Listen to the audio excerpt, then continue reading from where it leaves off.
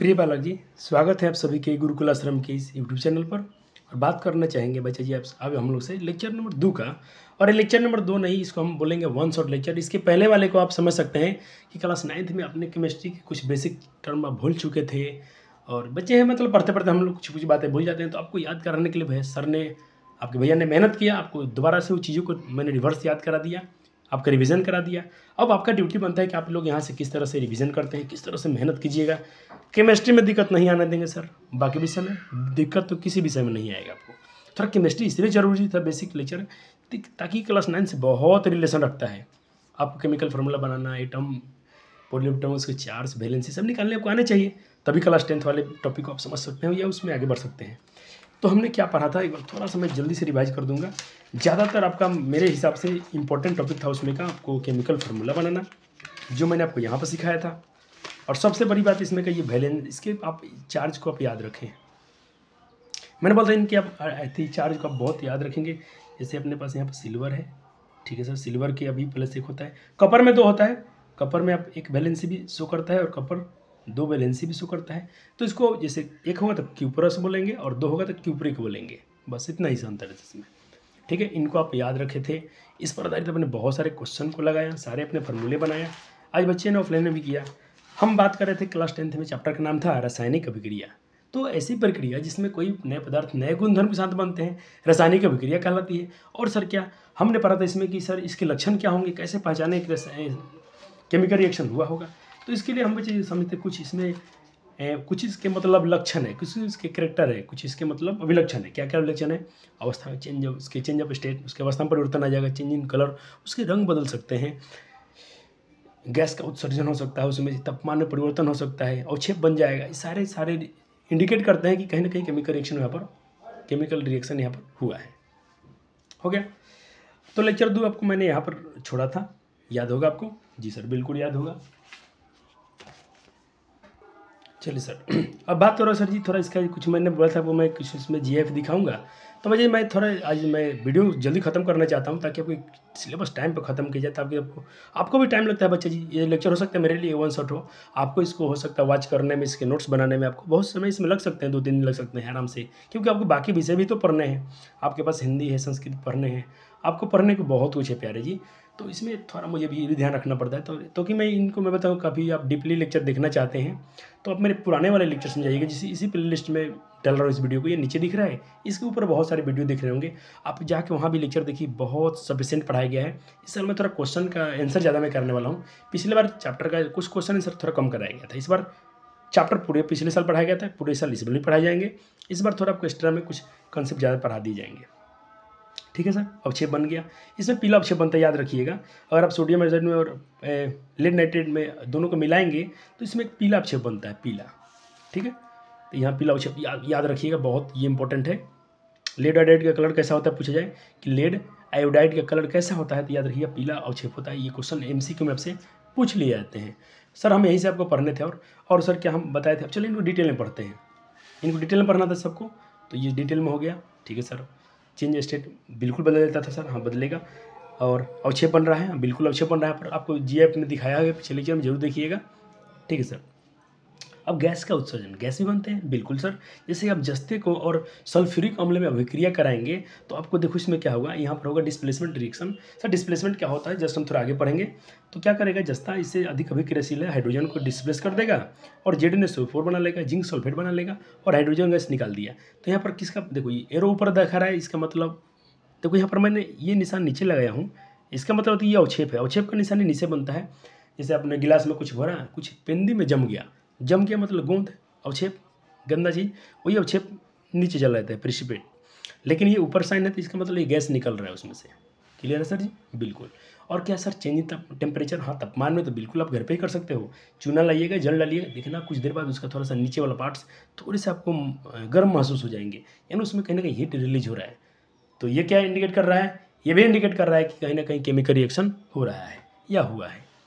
Change in colour, sir रंग बदल जाएगा, बिल्कुल रंग बदलता है। आपने लोहा को क्या कीजिएगा, कपर सल्फेट के विलयन में डालेंगे तो यहाँ पर उसका रंग बदलता है। पहले कपर सल्फेट का रंग कैसा होता है सर, विलयन का रंग नीला होता है। जैसे उसमें आप लोहे डालेंगे, आयरन डालेंगे तो उसका रंग क्या हो जाएगा, ग्रीन अब बन जाएगा आयरन सल्फेट बनेगा, जिसका कलर चेंज हो जाएगा नीला साहब, इसका कलर ग्रीन रहेगा। तो कहीं ना कहीं सर ये कलर क्या बता रहे हैं, रिएक्शन बता रहे हैं, केमिकल रिएक्शन हो रहा है इसमें। चलो अब इसके बाद अब यहाँ पर हम थोड़ा पढ़ेंगे रासायनिक समीकरण के बारे में कि रासायनिक समीकरण क्या होते हैं सर। बिल्कुल, ये मेरे पास थोड़ा पिछले साल का कंटेंट है जो आपके लिए ज़रूरी है, तो इसको मैं पढ़ाता हूँ, इसको अपने नोट में डालिएगा जरूर। देखिए रासायनिक अभिक्रिया को व्यक्त करने का तरीका क्या होता है सर। तरीका क्या होता है सर, मतलब पहले जो कुछ भी लिखा है, जैसे लिखा है मैग्नीशियम प्लस ऑक्सीजन क्या बनेगा, मैग्नीशियम ऑक्साइड और हीट और लाइट बनेगा। तो इसको हम बोलेंगे सर ये शब्द समीकरण है। क्या है ये वर्ड इक्वेशन है। कैसा है वर्ड इक्वेशन सर, इसको हम केमिकल रिएक्शन कैसे, इसको सर हम रासायनिक समीकरण में कैसे लिखेंगे, तो इसको रासायनिक समीकरण में लिखना जरूरी है।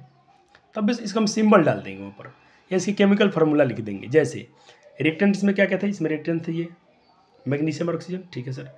वे पदार्थ जो रासायनिक अभिक्रिया में क्या होते हैं, रासायनिक अभिक्रिया से क्या होते हैं, परिवर्तन से, रासायनिक परिवर्तन से गुजरते हैं, जो केमिकल चेंज में गुजरेंगे उसमें से हम बिल्कुल। और प्रोडक्ट जो वे पदार्थ जो परिवर्तन के बाद बनते हैं, ये आपको मैंने एसिड पढ़ाया था, जो रासायनिक अभिक्रिया में भाग लेते हैं अभिकारक कहलाते हैं, और जो उनके फलस्वरूप कोई चीज़ बनता है, सब्सटेंस बनते हैं, उसको हम लोग प्रोडक्ट बोलते हैं, उत्पाद बोलते हैं। जी बिल्कुल सर। अब सर केमिकल इक्वेशन क्या है, रासायनिक समीकरण क्या है, तो देखिए विभिन्न अभिकारकों को और उत्पादों को प्रतिसूत्र में उसके हम लोग रिप्रेजेंट कर देते हैं, और इस तरीके को हम लोग बोलते हैं रासायनिक समीकरण। जैसे कि मैग्नीशियम को हम Mg लिख देंगे, ऑक्साइड ऑक्सीजन को हम लोग O2 लिख देंगे, और ये बना मैग्नीशियम ऑक्साइड। तो ये उपरोक्त रासायनिक समीकरण है। ये क्या है बच्चा जी, रासायनिक समीकरण है। अब बात हो रहा है पर सर क्या ये बैलेंस है कि नहीं है, इज द अबव केमिकल, जो ऊपर ये समीकरण दिया है क्या बैलेंस है, नहीं सर बैलेंस नहीं है। तो जैसे यहाँ पर ऑक्सीजन 2 है तब ऑक्सीजन 1 है, तो हम इसको बैलेंस कर लेते हैं। तो बैलेंस कैसे करते हैं, बैलेंस करने में हम लोग बच्चे जी अभिकारकों की ओर परमाणुओं की संख्या और उत्पादों की संख्या को हम दोनों बराबर करना चाहते हैं। तो तीर की इधर देखते हैं अभिकारक है, जो मैग्नीशियम 1 है, तो मैग्नीशियम यहाँ भी 1 है, इधर ऑक्सीजन के 2 परमाणु है, इधर 1 है, तो इसको बैलेंस करना पड़ेगा। तो आपको एक मेथड तो सिखा दिया हूँ सर पिछले लेक्चर्स में, आज मैं आपको एक और मेथड सिखा देता हूँ जिसका नाम है एल्जेब्रिक मेथड। अच्छा है, मतलब सीख लें बच्चे तो अच्छा ही रहेगा। चलो, लेकिन अच्छा मान लीजिए कोई समीकरण को बैलेंस न करें तो उसको हम क्या बोलेंगे, तो उसको हम बोलते हैं बच्चे जी स्केलेटल केमिकल इक्वेशन, यानी उसे हम बोलते हैं बच्चे जी इक्वेशन, उसको बोलते हैं कंकालिक रासायनिक समीकरण। जैसे कि इसको आप छोड़ दोगे ना ऐसे लिखे, तो ये कंकालिक समीकरण है।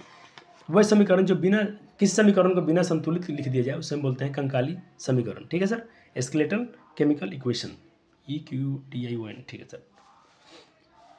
अब असंतुलित रासायनिक समीकरण को ही कंकालिक समीकरण भी कहते हैं, बिल्कुल सर। चलो अब देखो, एक बहुत अच्छा प्रश्न आपसे पूछा जाता है बार बार कि प्रत्येक रासायनिक समीकरण को संतुलित करना क्यों आवश्यक है। भाई द्रव्यमान संरक्षण के नियम के पालन करने के लिए बहुत जरूरी होता है। तो इसके मैं आंसर आगे भी लिखवाऊंगा, एक बार यहाँ से भी लिख लीजिए, इसको डिटेल में हम और बात करेंगे। और बात करते हैं बच्चे यहाँ पर रासायनिक समीकरण लिखने के निर्देश क्या हैं। तो निर्देश हैं बच्चे जी कि रासायनिक समीकरण को लिखने के निर्देश निम्नलिखित हैं। पहला के बच्चे जी, हम अभिकारक को लिखकर तीर का निशान लगा देते हैं, बिल्कुल सर। दूसरा कि हम अभिकारक उत्पादों में से अधिक होने पर जोर का चिन्ह, जैसे मान लो उत्पादक अभिकारक आपके पास दो हैं, एक कार्बन है एक ऑक्सीजन है, तो यहाँ पर जोर का चिन्ह लगाना पड़ेगा सर, फिर तीर का निशान, ठीक है सर। बहुत सिंपल फंडामेंटल बातें जो अपन एनसीईआरटी में पढ़े होंगे, तो ये सब बातें उसमें लिखी गई हैं। रासायनिक समीकरण को संतुलित करना आवश्यक होता है, बिल्कुल। और संतुलित करते समय हम किसी भी तत्व को उसका सूत्र हम नहीं बदलते हैं, ये बात बहुत इंपॉर्टेंट है, क्योंकि द्रव्यमान संरक्षण का नियम कहता है कि नहीं किसी चीज़ को बना सकते हैं, ना ही किसी चीज़ को हम रासायनिक अभिक्रिया में कोई नई चीज़ मिटा सकते हैं, नहीं हम उसको बनाएंगे नहीं उसको हम विनाश करेंगे, ठीक है। ये कुछ लक्षण, इसको आपको लिख लेना नोट्स में। चलिए सर, अब इसकी विशेषताएँ क्या होती हैं, रासायनिक समीकरण की विशेषताएँ क्या होती हैं, इसके फीचर्स क्या होते हैं,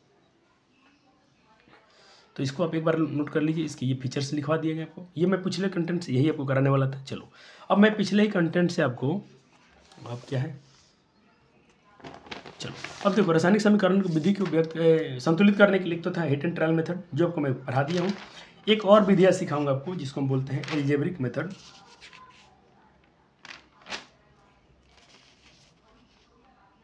चलो ये रहेगा आपका आज से यहाँ से रासायनिक समीकरण को बैलेंस करने के लिए। आज हम दूसरा मेथड पढ़ेंगे, मेथड नंबर 2 पढ़ेंगे। मेथड 1 पहले सिखा दिया हूँ सर, बिल्कुल सिखा दिया गया है। चलिए, एक समीकरण लिया गया PB लेड नाइट्रेट, और इसको मान लीजिए हिट किया गया हो, जो भी कुछ किया होगा, तो ये छोटे छोटे प्रोडक्ट में टूट गया, यानी ये इसको हम बोलते हैं डिकम्पोजिशन रिएक्शन, विघटन अभिक्रिया। सब कुछ पढ़ाई होगा आज ही के लेक्चर में होगा सर, बिल्कुल होगा।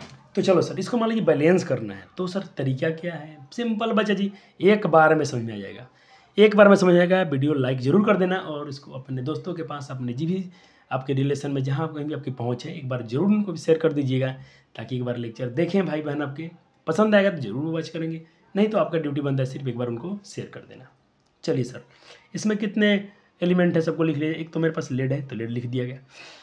और क्या बना है सर, लेड ऑक्साइड, तो सर यहाँ भी लेड है। ऑक्सीजन है तो ऑक्सीजन भी है इसमें, नाइट्रोजन भी है सर इसमें, हो गया लेड नाइट्रोजन ऑक्सीजन, 3 एलिमेंट है, तीनों को लिख दिया गया। तीनों को लिखकर आप लिख दीजिएगा ABC। क्या लिखिएगा, ABC। मैंने क्या बोला थोड़ा समझाते चलेंगे। लेड इसको आपने A बोला, ठीक। इसको मान लीजिए A मान लिया आपने, मान लिया सर यहाँ पर A लिख दिया हूँ, ठीक है सर। आप इसको B मान लिए, इसको C मान लिए और इसको D मान लिए सर, हो गया सर। ABCD, A B, इसको अपने A माना, BCD ऐसा लगा दिया। अब देखो क्या करना है, लेड नाइट्रोजन ये आपके रिएक्टेंट्स हैं। चलो अब देखो A बराबर B, A और B बराबर है क्या,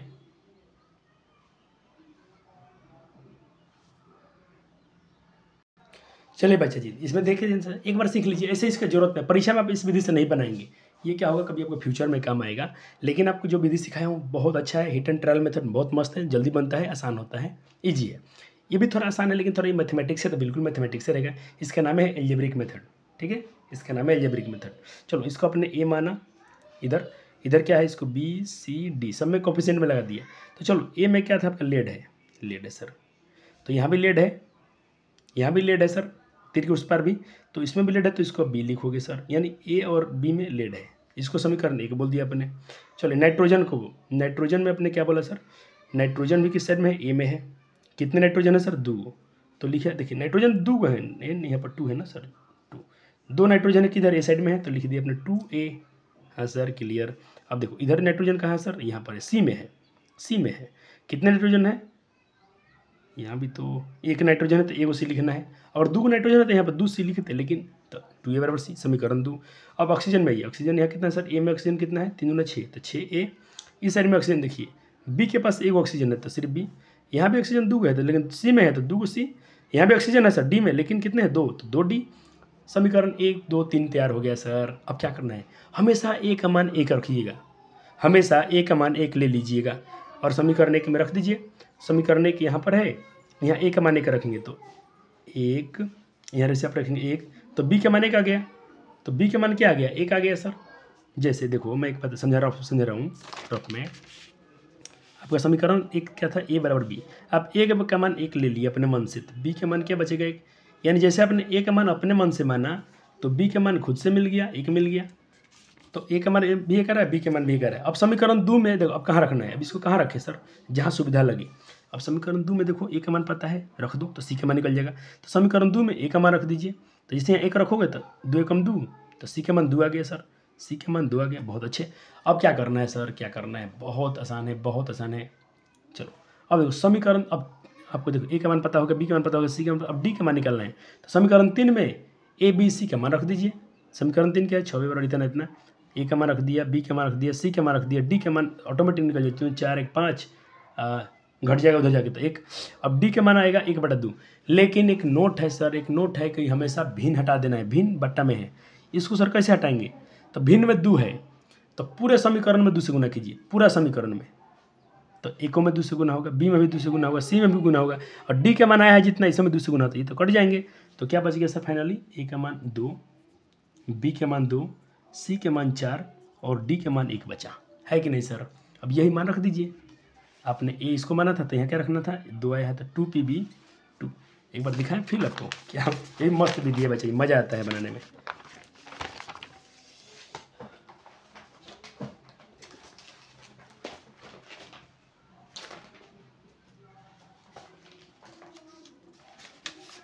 चलो आपके समीकरण पहले क्या थे, आपने माना था A बराबर APBNO3 ट्वाइस, सॉरी अब बटन हुआ है, और इसके बाद बने आपके पास B, इसको माना था आपने, PBO को B लगाया था, प्लस यहाँ आपने C लगाया था NO2 में, और एक एलिमेंट बना था आपके पास ऑक्सीजन, यहाँ भी अपने D लगाया था।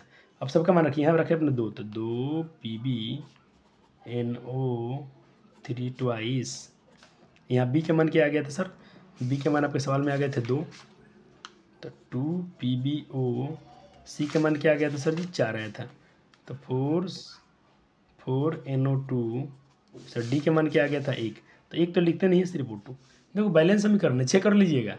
अब अपने हीट एंड ट्रायल मेथड से भी करना है आपका। देखिए यहीं पर 2 लगाना पड़ता है, यहाँ पर 2 लगाना पड़ता है, 4 लगाना पड़ता है, यहाँ कुछ नहीं, सेम प्रक्रिया है बच्चा जी।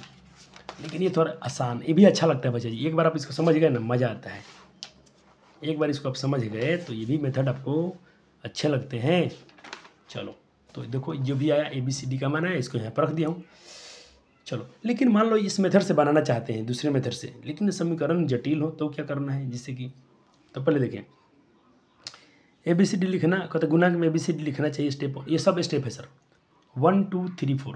पहला स्टेप क्या था सर? आपने ABCD लिखा, लिख दिया सर। दूसरा स्टेप आपने A बराबर B था।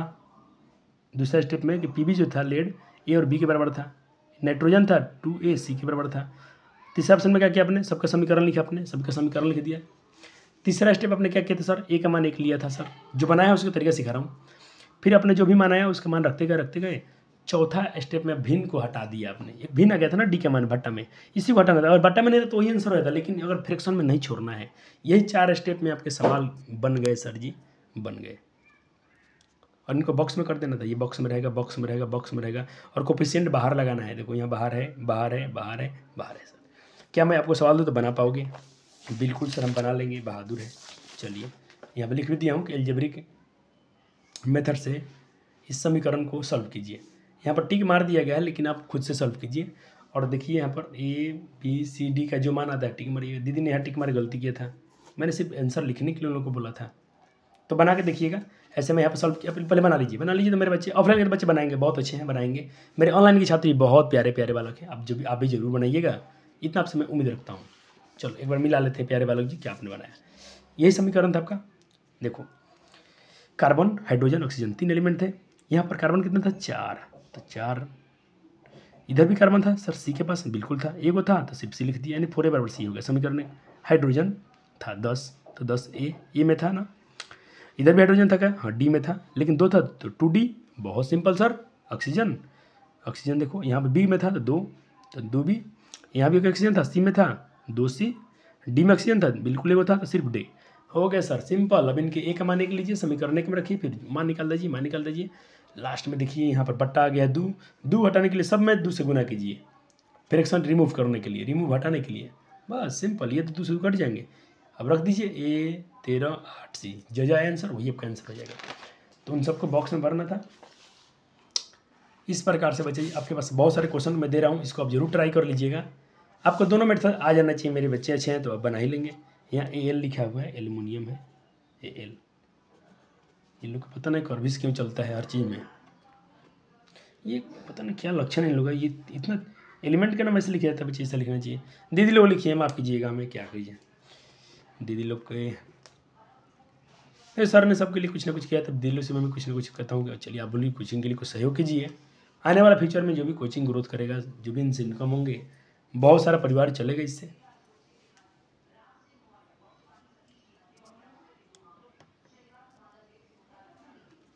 चलो ये रहे कुछ सवाल, और सवाल सर जी आपसे देंगे, जरूर बनाइएगा खुद से। तीसरा नंबर सवाल सॉल्व करेंगे बच्चे। वीडियो पॉज करना है, सॉल्व करना है, नहीं होगा गारंटी देता हूँ हो जाएगा, हो जाएगा प्यार जी, हो जाएगा।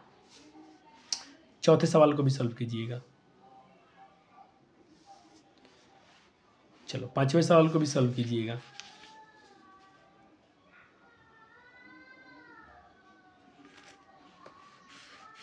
चलो ये क्वेश्चन लगता है सॉल्व भी किया गया है। तो इस तरह से बच्चा जी हो गया।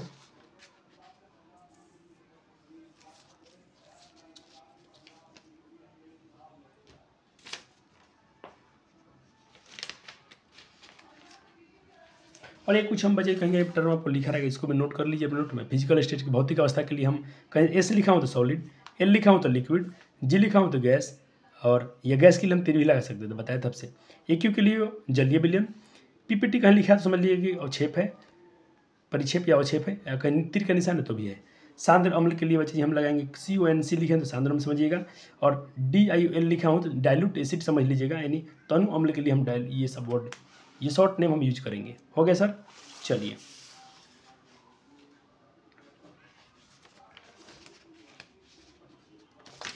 ये पुराने नोट से मैं इतना ही पढ़ाया हूँ, बाकी तो सर अब चलेंगे हम नए नोट से ही कराएंगे आपको। चलो आपको कहाँ तक पढ़ा दिया था?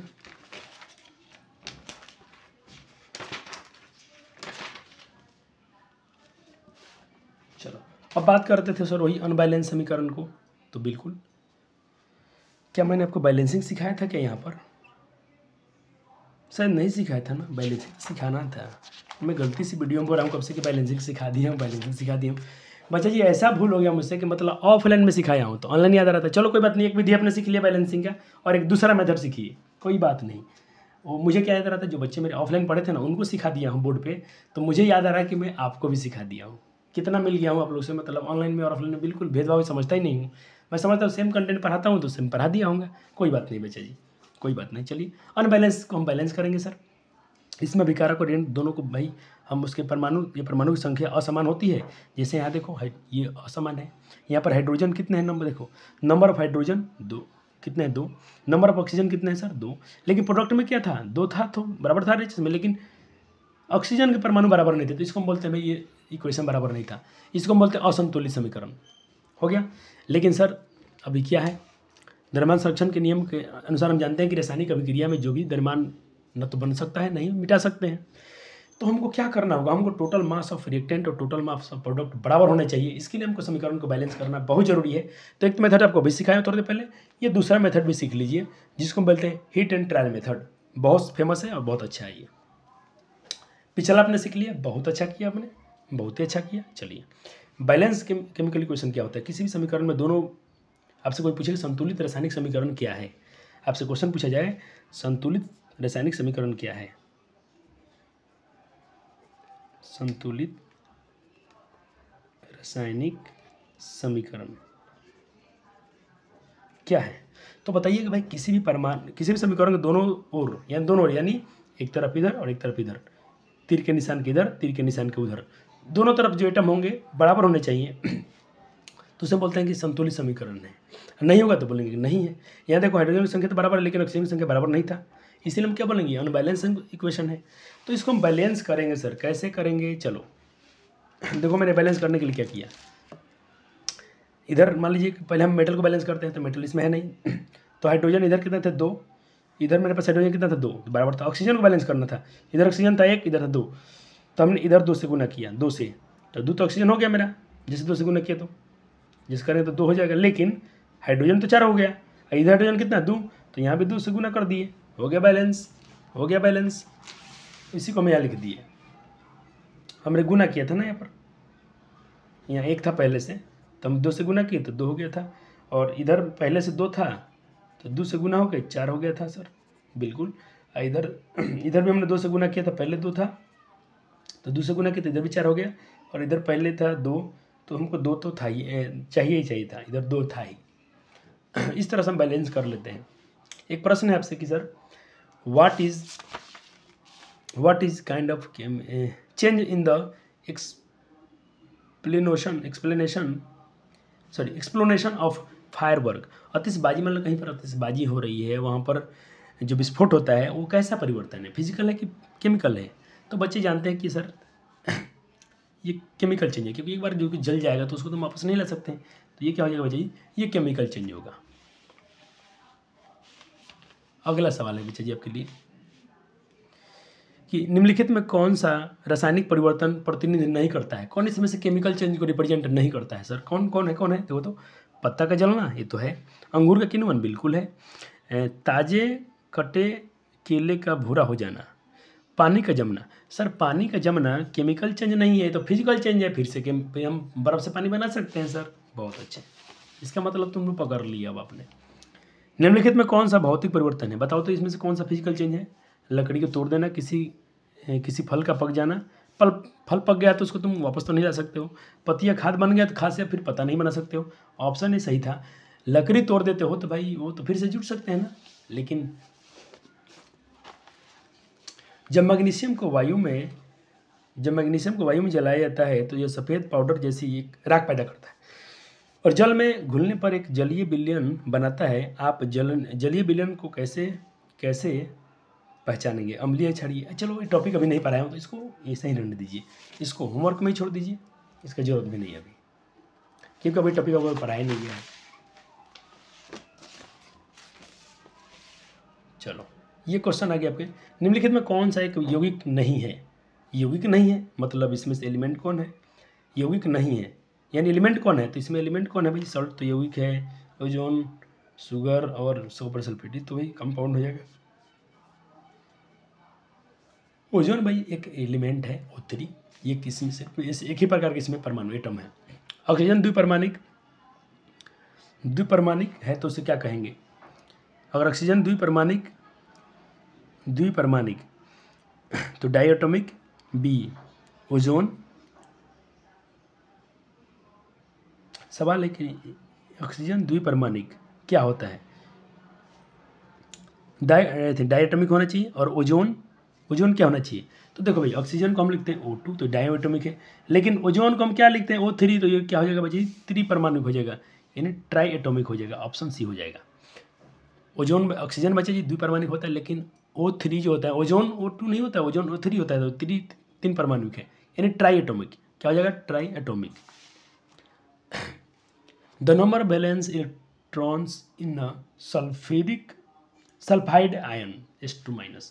बहुत बढ़िया सवाल है बच्चे जी, बहुत लोग पसीना छोड़ा सकता है सवाल, आपके लिए इजी हो जाएगा क्योंकि आपको बहुत अच्छे से पर एक्सप्लेन करके पढ़ाया जा रहा है, और आप खुद से ट्राई कीजिए। सल्फर में बच्चे जी 2 है तो ये किसके बराबर हो जाएगा? 16। इसमें कितने इलेक्ट्रॉन है? इसके बैलेंस इलेक्ट्रॉन कितने हो जाएंगे, यानी बाह्यतम कक्ष में कितने इलेक्ट्रॉन हो जाएंगे इसके पास? चलो सल्फर की परमाणु संख्या बच्चे 2, ये ऐसा होता है, ठीक है सर। लेकिन ये S2 निगेटिव की बात कर रहे हैं। 2 निगेटिव का मतलब होता है सर कि 2 मोर देन क्या है? नंबर ऑफ इलेक्ट्रॉन ज़्यादा है इसमें, जो जिसके पास होना चाहिए था इलेक्ट्रॉन उससे क्या है 2 इलेक्ट्रॉन इसमें ज़्यादा है, जो 2 ज़्यादा है। तो सर इसके पास नंबर ऑफ इलेक्ट्रॉन कितना हो जाएंगे? 18 हो जाएंगे, क्योंकि सल्फर का परमाणु संख्या 16 होता है, लेकिन 2 इलेक्ट्रॉन और ले लिया है तो इसके पास नंबर ऑफ इलेक्ट्रॉन 18 हो गया। तो 18 हो गया तो भरिए इसके 2, 8, 8, तो इसके बाह्यतम कक्ष में बच्चा जी कितने इलेक्ट्रॉन हो गए? 8 हो गया। और इसको हम बोलेंगे बच्चा जी बाह्यतम कक्ष में जो इलेक्ट्रॉन होता है वही उसकी वैलेंस इलेक्ट्रॉन होती है, तो इसके वैलेंस इलेक्ट्रॉन कितने हो गए? 8, क्योंकि 16 से 18 हो गया था, 18 को कैसे भरोगे? 2, 10, 8, 18, और ये आर्गन के बराबर हो गया। सिर्फ सल्फर की बात नहीं किया, सल्फर 2 निगेटिव लिखा है बच्चा जी, समझना पड़ेगा बात को आपको। चलिए सर, कहता है कि 4 तत्व हैं आपके पास WXYZ, प्रत्येक के इनके सबके परमाणु संख्या क्रमशः दिया, इसका है 8, इसका है 11, इसका है 9, जेड का दिया है 17। वह तत्व जो ऋणात्मक ऋणायन नहीं बना सकता है, कौन निगेटिव आयन नहीं बना पाएगा? कटायन कौन निगेटिव नहीं बना सकता है चार्ज, कौन निगेटिव आयन नहीं बनाएगा? W वाला, X वाला, Y वाला, Z वाला। चलो सर देखते हैं। जाहिर सी बात है बच्चे जी, जिसके पास मान लीजिए 11 गो है, 11 पर क्या होता है मतलब 2, 8, 10, 1, ये कभी किसी को दे देगा तो ये निगेटिव नहीं बना सकता, ये तो पॉजिटिव बनाएगा क्योंकि किसी को दे रहा है, बाकी लोग नहीं दे पाएंगे। 8 वाला तो किसी को देगा नहीं। 9 वाला बच्चा जी कैसे भरते हो? 2 और 5, 2 और 7। अब 7 को ऑलरेडी है तो किसी को 7 को देगा तो ये किसी से लेगा, तो लेगा तो भी निगेटिव बनाएगा। और कौन 17 का 2, 8, 10, 7, 17, ये भी किसी से एक ले लेगा, लेकिन 2, 8, 10 और 1, 11 ये किसी को एक दे देगा आसानी से, तो ये पॉजिटिव बनाएगा, ये निगेटिव नहीं बना सकता है। तो इसका ऑप्शन हो जाएगा 11 वाला। 11 मेरे पास कौन है? X। चलो अब सवाल है कि इनमें से कौन सा इलेक्ट्रॉनिक कॉन्फ़िगरेशन कैल्शियम 2+A के बराबर है? कैल्शियम 2+A के बराबर किसका इलेक्ट्रॉनिक कॉन्फ़िगरेशन आएगा? आर्गन का, हीलियम का, फ्लोरीन का, नियॉन का। तो देखो भाई कैल्शियम की परमाणु संख्या 2, 8, 10, 2, 12, 2, 8, 10, 18, 2, 20, ठीक है सर। लेकिन 2+ लिखा है, इसका मतलब क्या है? 2, 8, 10 और 18, क्योंकि 2 तो इलेक्ट्रॉन किसी को दे दिया होगा। तो अब देखिए 8, 16, 2, 18, 18 पर कौन रहता है? आर्गन रहता है, तो जाहिर सी बात है इसका ऑप्शन ए हो जाएगा। क्या हो जाएंगे बच्चे जी? ऑप्शन ए हो जाएंगे। कहता है कि निम्नलिखित में कौन सा रासायनिक अभिक्रिया में शामिल नहीं है?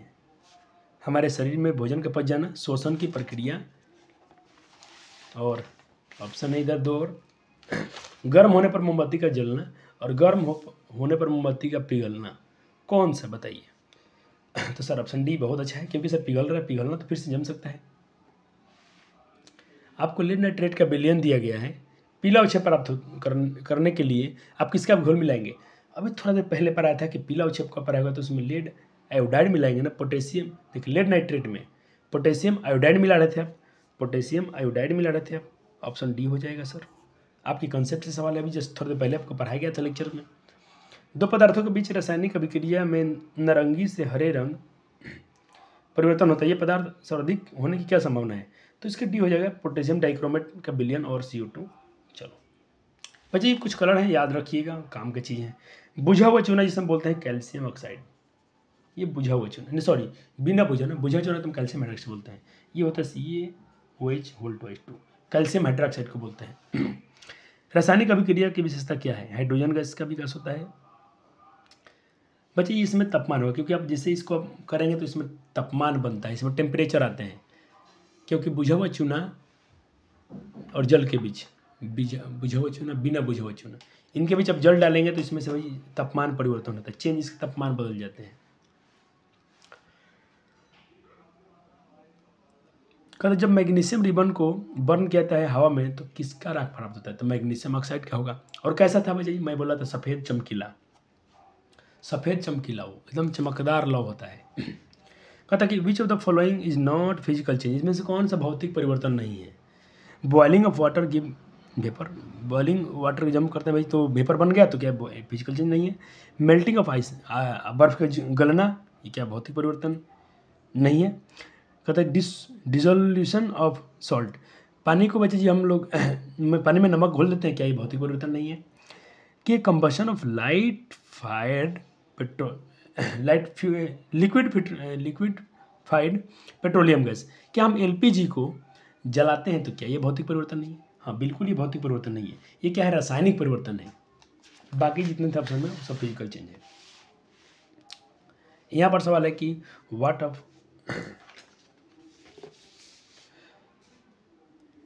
what kind of change occurs when the tip of the blade is placed on gas stove? Gas stove जल रहे हैं, उसमें आप कोई ब्लेड लगे, उसको स्टोव पर ऐसे रख रहे हैं, आग जल रहा है, उसमें आप ब्लेड लीजिए, ब्लेड काला होता है, तो क्या है ये? केमिकल चेंज है कि फिजिकल चेंज है? बस सिर्फ वो काला होता है, फिर उसको आप मिटा सकते हैं, तो फिजिकल चेंज है। अब कह रहा है कि बैलेंस केमिकल इक्वेशन, संतुलित समीकरण क्या है? तो भाई वही रासायनिक द्रव्यमान संरक्षण के नियम को ना हम बना सकते हैं ना मिटा सकते हैं। तो उसमें हम क्या करते हैं बच्चे जी, जैसे जिंक सल्फ्यूरिक एसिड है तो इसको जिंक सल्फेट और हाइड्रोजन गैस बनेगा, तो इसको शॉर्ट में क्या लिखेंगे? Zn और ये ऐसा बनता है। क्या दोनों बराबर हैं?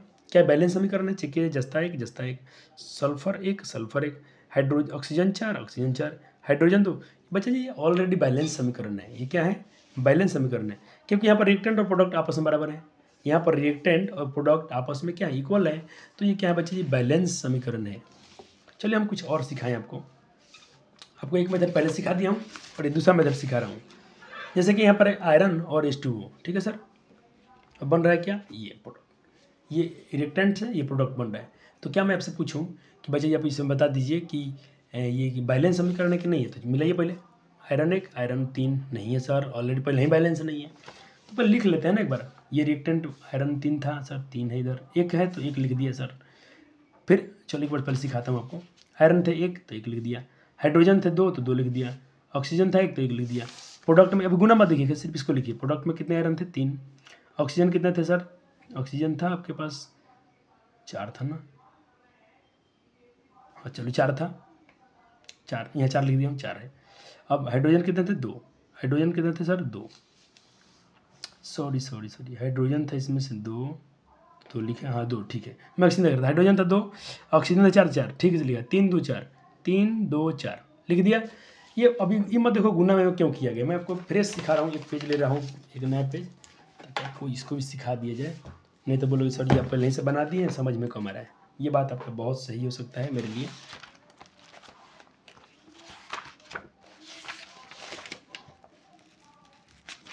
मैं पेज को यहाँ से ले रहा हूँ सिखाने के लिए, बच्चे सीख जाएगा तो मज़ा आ जाए। चलो एक बार इनके लिख लेते हैं। प्रोडक्ट क्या थे सर? आयरन था अपने पास कितने सर? 1, ऐसा बक्स नहीं बनाना, सिर्फ लिख रहा हूँ। और मेरे पास था हाइड्रोजन H कितना था? 2, और ऑक्सीजन कितने थे? 1। इधर कितने थे आयरन? 3, ऑक्सीजन हाइड्रोजन थे मेरे पास 2, और ऑक्सीजन थे मेरे पास 4। कभी तो बराबर दिख ही नहीं रही, तो बराबर है, किसी भी एंगल से नहीं दिख रहा है। तो देखो इनको क्या करेंगे हम, तो हम क्या करेंगे, पहले हम देखो इसमें कुछ नियम है कि पहले हम मेटल को बैलेंस करते हैं। किसको बैलेंस करते हैं, मेटल को, फिर करते हैं नॉन मेटल को, और नॉन मेटल में सबसे लास्ट में किसको, ऑक्सीजन और हाइड्रोजन को सबसे अंतिम में। तो पर इस मेटल को ना मेरा आयरन है तो आयरन देखा जाए, खुद आयरन मेटल ही बैलेंस नहीं है तो पहले मेटल को बैलेंस करते हैं। तो Fe(H2O) रिएक्शन हुआ और बना Fe3O4 प्लस हाइड्रोजन। ठीक है सर। चलो यहाँ हमारे पास आयरन कितना था, एक, यहाँ 3, तो इसको 3 बनाना है, इधर 3 है तो इधर 3 बनाना है, तो यहाँ हम कर देंगे 3 से गुना। कितना से गुना कर देंगे, 3 से गुना। तो मेरे अब कितना हो जाएगा सर, अब हो जाएगा 3। बहुत अच्छा, कोई दिक्कत समस्या नहीं सर। अब मिलाते हैं, ये तो बराबर हो गया। अब चलो नॉन मेटल, तो यहाँ पर बराबर है, ऑक्सीजन बराबर नहीं है, यहाँ पर 4 है, यहाँ पर एक है, तो एक के 4 बनाने के लिए कितने से गुना करोगे बच्चा जी, 4 से करोगे सर। तो करो, यहाँ ऑक्सीजन है ना, 4 से गुना कर दो, तो सर 4 तो ऑक्सीजन हो गया, लेकिन हाइड्रोजन तो 2 था पहले से, 4 तो इसमें भी गुना हो जाएगा, क्यों, सबको गुना में आ गया, तो 4 दूना 8, यहाँ भी 4 से गुना हो गया, 8 हो गया। अब इधर तो 2 हाइड्रोजन है, तो इसको भी 8 को बनाना पड़ेगा, तो यहाँ भी 4 से गुना कर दो, यानी यहाँ भी 4 से गुना कर दो, तो 4 दूना 8। अब देखो 3 8 3 8 4 4 बराबर हो गया। इसीलिए जो अंक से गुना किया हूँ तो यहाँ लिखा गया है। अब उसको नीचे एक बार बैलेंस समीकरण में भी लिख दिया गया है। किसी को दिक्कत, क्या मैं क्वेश्चन दूँ तो बना पाओगे? चलो ऑफलाइन के तो बच्चे बहुत बनाए थे। चलो एक समीकरण दे रहा हूँ, बैलेंस कीजिए। अब खुद से करो, वीडियो पॉज कीजिए, रिकॉर्डेड क्लास है, एक बार गलती बनाओ ना बच्चा जी, एक बार गलती कीजिए, एक बार आप गलती तो करके देखिए। हो गया सर, चलिए देखता हूँ बच्चों का, मिलाइए तो अब ज़्यादा हम डिस्कस नहीं करेंगे बच्चा जी, मैं बहुत सिखाता एक ही को हूँ, बच्चे से बनवाता ज़्यादा हूँ। मेरा ऑफलाइन का भी यही रिकॉर्ड है, और मेरे पास जो भी ऑनलाइन के छात्र हैं आपसे भी यही मैं उम्मीद करूँगा कि अभी ईमानदारी के साथ मेरे साथ लगे रहिएगा। देखिए आपका आंसर ऐसा आया कि आपने यहाँ सिर्फ 2 से गुना किया था सर। हाँ सर किए थे, तो आप अच्छे बालक हैं, आपने सीख लिया। चलिए सर अगले क्वेश्चन पे जाइए। सर परीक्षा में ऐसे ही बनाना है, बिल्कुल यही बॉक्स बना के आपको आना है, और ऐसे ही बैलेंस। ये एक तरीका अभी आप सीख रहे थे, और एक तरीका आपको बहुत पहले सिखा दिया था जो एल्जेब्रिक मेथड था। जो मेथड से बनाना है, ये वाला मेथड अच्छा रहेगा, इसी से बना लीजिएगा। चलो यहाँ भी बॉक्स बनाइए, तैयार कीजिए। वीडियो रुका होगा आपने और बनाया होगा, ये मेरा तो उम्मीद करके चल रहा हूँ। ये बॉक्स हो गया आपका। चलो क्या बच्चों का यही आंसर आया था? क्या मेरे प्यारे बच्चों का यही आंसर आया सर? हाँ बिल्कुल आया सर। चलो अब देखें, अब बेरियम क्लोराइड और एल्युमिनियम सल्फेट, बेरियम सल्फेट और एल्युमिनियम क्लोराइड का निर्माण कर रहे हैं। इसके लिए आपको रासायनिक समीकरण और इसको बैलेंस भी करना है। तो पहले तो रासायनिक फार्मूला लिखते हैं, ये लिख दिया सर। फार्मूला लिखना आ गया था, आपने सिखा दिया, बहुत थैंक यू। जो बच्चे बोल रहे हैं कि सर हमें अब सूत्र लिखना गया, आप बहुत अच्छे बालक हैं, आप सही से पढ़ रहे हैं। अगर कोई नया बच्चा इस वीडियो को डायरेक्ट आप देख रहे हैं, मेरा लेक्चर नंबर ये 2 है, तो आप इसको मत देखिए, पहले आप लेक्चर 1 को जाकर वॉच कीजिए जो इससे डाला गया है, और तब इसके पास आइए। हो गया, चलो देख लेते हैं, एक बार मैच कीजिए बच्चे जी। क्या आपके बैलेंस ऐसा हुआ है कुछ? क्या आपने पहले मेटल को बैलेंस किया था? हाँ सर। फिर नॉन मेटल में सबसे लास्ट में किसको करना है बैलेंस? ऑक्सीजन और हाइड्रोजन को। बहुत सुंदर। चलिए तो ये आपके बैलेंस समीकरण आ गया, तो इसको क्या लिख देंगे, यहाँ पर लिख देंगे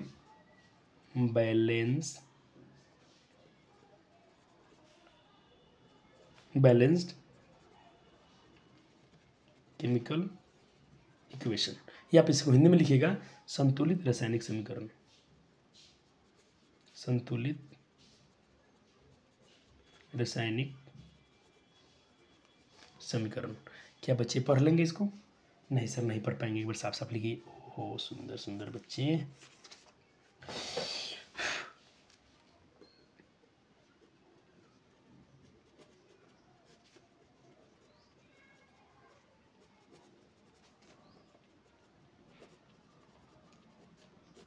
चलो अब कोई समस्या नहीं सर।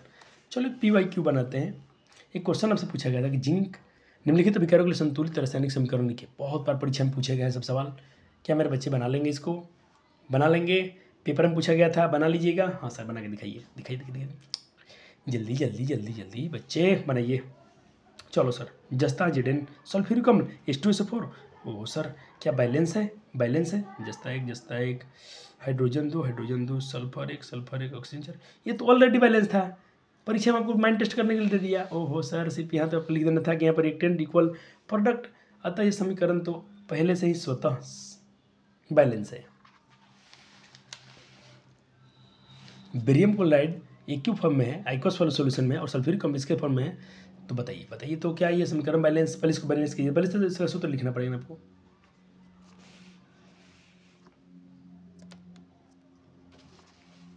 चलो देखते हैं बच्चों के आंसर आया। ये बैलेंस नहीं था, इसको बैलेंस करना पड़ा आपको, और उम्मीद करता हूँ कि आपने संतुलित समीकरण कर दिया। मेरा प्यार आपके लिए स्वार्थ हो गया सर कि बच्चों को मैंने सिखा दिया। चलिए सर, अब आइए सोडियम की वैलेंसी क्या होती है सर, निकालिए। सबको जानते हैं सर, सोडियम की वैलेंसी 1 होती है। आपसे क्वेश्चन पूछा है कि मैग्नीशियम की संयुक्ता क्या होगी, the atomic number of magnesium is 12, तो इसकी वैलेंसी क्या है? अरे भाई 2 8 10 12, तो 2 8 10 2 12, लास्ट वाला जो होगा आउटर मोस्ट शेल जो होता है वैलेंसी होती है। वैलेंसी किसके बराबर होती है? बाह्यतम कक्ष में जो इलेक्ट्रॉन होंगे उसके बराबर होगी। अगर 1 2 3 है तो 1 2 3 वैलेंसी हो जाएगी। अगर 4 हुआ तो सर 4, 5 हुआ तो 8 में से घटाना पड़ेगा, 6 होगा लास्ट में इलेक्ट्रॉन तो 8 में से 6 घटाना पड़ेगा, 7 होगा तो 8 में से 7 घटाना पड़ेगा, और 8 होगा तो कोई वैलेंसी नहीं, क्योंकि उसका तो ऑक्टेट पूरा हो गया ना सर, वो निष्क्रिय गैस हो गया, नोबेल गैस हो गया सर। चलिए सर जी आप लोग कैसे पढ़ते हो? चलो इसको करो तो, right the following statement is in the form of balance chemical equation. इसका बैलेंस इक्वेशन लिखना है। सवाल क्या आपके पास, नाइट्रोजन रिएक्शन कर रहा है, किससे रिएक्ट कर रहा है? हाइड्रोजन गैस से, फॉर्म बना रहा है अमोनिया। हिंदी बता दिया हूँ, बनाओ। सवाल फिर से पढ़ लो, नाइट्रोजन रिएक्ट करेगा हाइड्रोजन गैस से और बनाएगा अमोनिया। इसके लिए तुम एक तैयार करो तो चलो, नाइट्रोजन हाइड्रोजन से अमोनिया बना दिया, NH3, अमोनियम बोलता तो NH4, अमोनिया अमोनियम, याद रखने का। सर बैलेंस था? बैलेंस नहीं था, बैलेंस करना पड़ा बच्चे लोग को। ओहो क्या बात है। चलो, पोटेशियम धातु जल के साथ अभिक्रिया करके पोटेशियम हाइड्रोक्साइड बनाता है और हाइड्रोजन गैस निकलता है। तो बनाइए जल्दी से और इसको बैलेंस भी कीजिए। चलो बच्चे ने बना लिया और बैलेंस भी किया, तो मुझे अच्छा लगा। ये उनका क्या था, बैलेंसिंग समीकरण इक्वेशन। मैं थोड़ा ऐसे ही तेज चलूँगा बच्चे, क्योंकि मेरा दूसरा सेशन चल रहा है, और इस पिछले साल वाले वीडियो भी आप वॉच कर सकते हैं, बहुत अच्छा फील आएगा आपको। चलिए, निम्नलिखित में कौन सा समीकरण संतुलित नहीं है? देखो कौन संतुलित नहीं है, खुद से करो, ये तो आपका ऑब्जेक्टिव है। तो ऑप्शन ए हो गया सर। ऑब्जेक्टिव पूछा जाता है? बिल्कुल पूछा जाता है। Balance of the following equation, इसको बैलेंस कीजिए, इसको बैलेंस कीजिए आप। नाइट्रिक HNO3 नाइट्रिक अम्ल है और कैल्शियम हाइड्रोक्साइड से अभिक्रिया करके कैल्शियम नाइट्रेट बनाया है और हाइड्रोजन गैस और जल का निर्माण किया है, बनाइए। चलो सर, बच्चों ने कर लिया होगा, मेरे तो बच्चे ऑफलाइन पूरा हो गया है, ऑनलाइन की बारी है। धुआं धुआं छोड़ाइए इसको जल्दी जल्दी। सोडियम हाइड्रोक्साइड अभी सल्फ्यूरिक अम्ल से अभिक्रिया करके क्या बनाएगा, जल्दी से करके दिखा दो। चलो सर, ये भी रहा। चलो, एक सवाल है कि जब मैग्नीशियम फीता को जलाया जाता है तो उत्पन्न आग की लौ कैसी थी? अरे सर, डेजलिंग वाइट था ना। हाँ, चमकीला उजला। ऑप्शन सी हो जाएगा, ऑप्शन सी इसके आंसर हो जाएंगे प्यारे बालक जी।